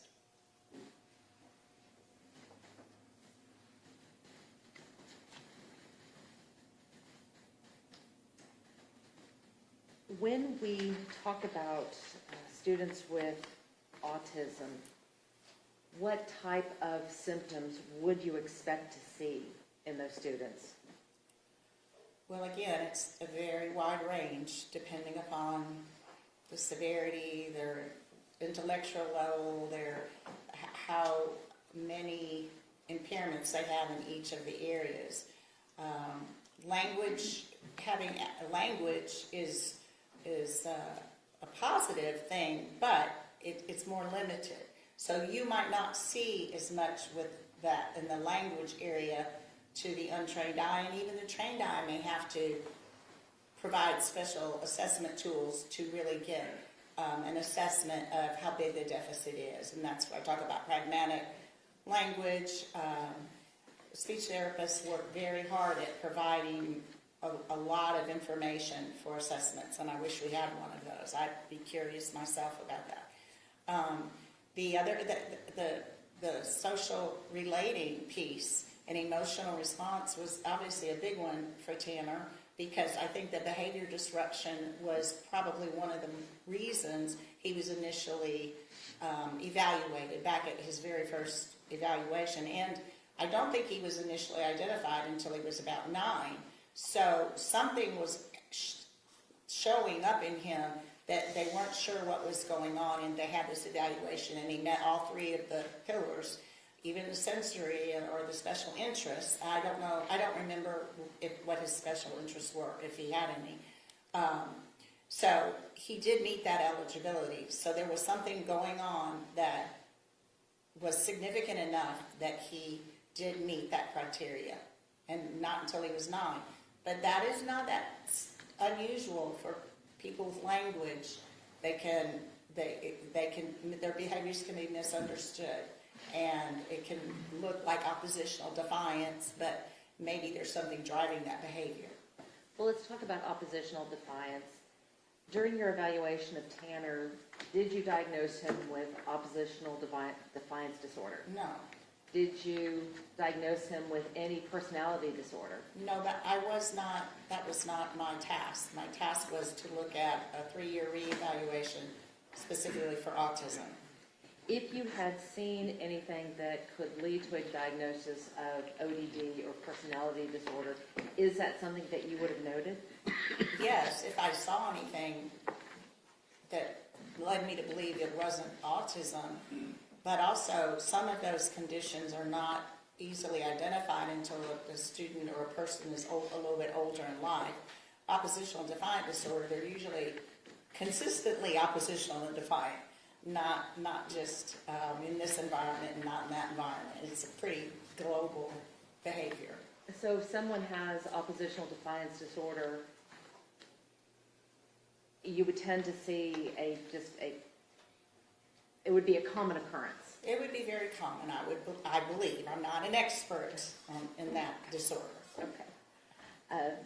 Then I won't ask you any other questions on ODD. Okay. But you had talked previously about sensory overloads. Yeah. Explain to the jury what a sensory overload is. Well, again, sadly, we don't really have any, at least documentation, or I don't have a memory of what Tanner had sensory-wise, but I know in general there are many sensory indicators that students struggle with, and that can be you know, the visual, the lights, the hum of the speakers. It could be just too much action going on in the classroom, which is very common. It could be, that's why we also do a lot of observation in the PE, physical education, and in the lunchroom, because there's a lot going on in those environments. And students can get very agitated in those environments if they have deficits in the sensory area, if they get overloaded with that kind of, with those issues. Well, with regards to noise overload, is it uncommon in your experience to have people who are autistic like music? Oh, no, it's not uncommon. And music can get loud. So how would you be able to reconcile playing, you know, loud raucous music and versus having a sensory overload due to noise? Well, again, I'm not an audiologist, but I believe it makes sense that it gets into a different part of the brain. If there's an interest an autistic person has in a particular thing, could be music, they might get even, they might need more input from that particular, whatever, like, I'm trying to think of, OTs would say that some students need extra pressure because they just lack that, they need that. So it could be that a person that is super interested, had a high interest in music, could listen to it in a loud volume, but yet they, in a classroom of, you know, tapping and pencils moving or people clearing their throat and the lights and the hums, it's a different sensory load. It addresses a different part of the brain. May I have a moment, Your Honor? Yes, ma'am.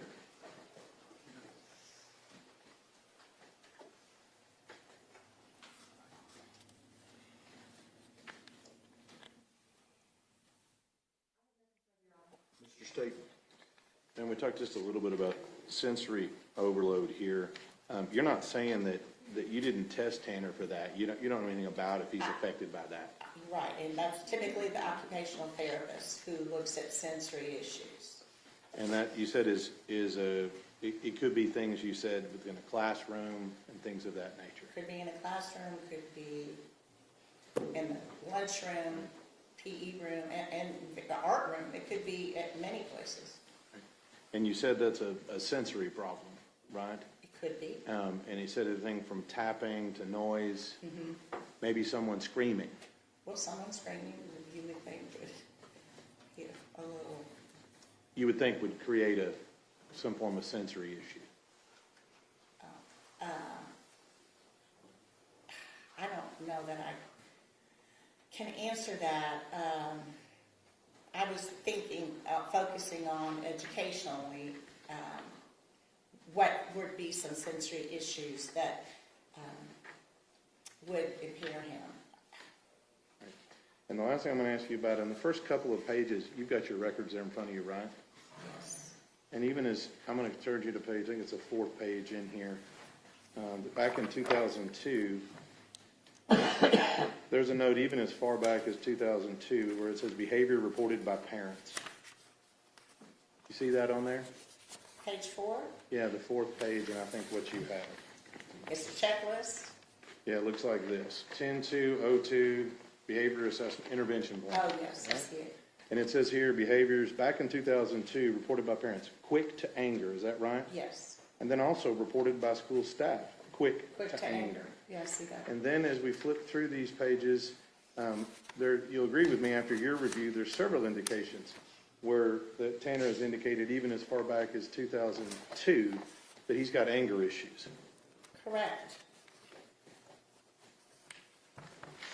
That's what Ms. Shaw. Ms. Anderson?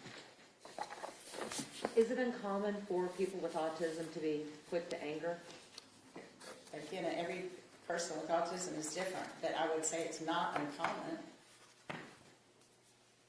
Nothing further, Your Honor. Mr. State? Nothing further on. May this witness be excused? It's fine No with the state. objections. Thanks, ma'am. Leave those there.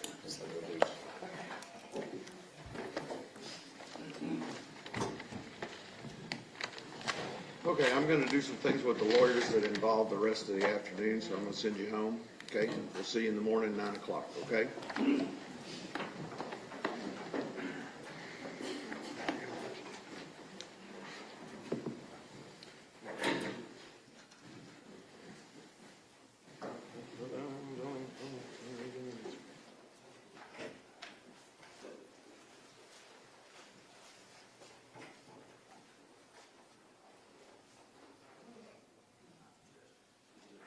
Yeah, we're done. Okay. We're done, everybody, thank you. And Judge, we do need to put something on the Oh, record. go ahead. We just wanted to note for the record that for the last several days, I believe beginning this week, there have been protesters outside the courtroom, or outside, I'm sorry, the courthouse, holding signs that say execute Tanner Horner. And jurors are coming in. We don't know if they've been exposed to this. There have been posts all over Facebook with pictures of this person. I know people are not supposed to be looking at the news, but I don't know what can be done. I think we need additional admonitions to the jurors about social media and things of that nature, because it has been posted and reposted. I have noticed that Facebook has been taking some of it down, but it's going up. Well, in regard to the protester, the jurors are being brought into the courthouse by the sheriff's department. They're parking off-site and being brought in underneath the building, brought up the back elevator. And the jurors don't ever go outside the building. We keep them in for lunch. So, in fact, yesterday, the sheriff had to take a different route to avoid the protesters. So we're good with that. And I will continue to admonish the jury about social media and public sound. And Judge, it was brought to my attention that in this case, it was Ms. Gandy who had posted one of those pictures of the protester with the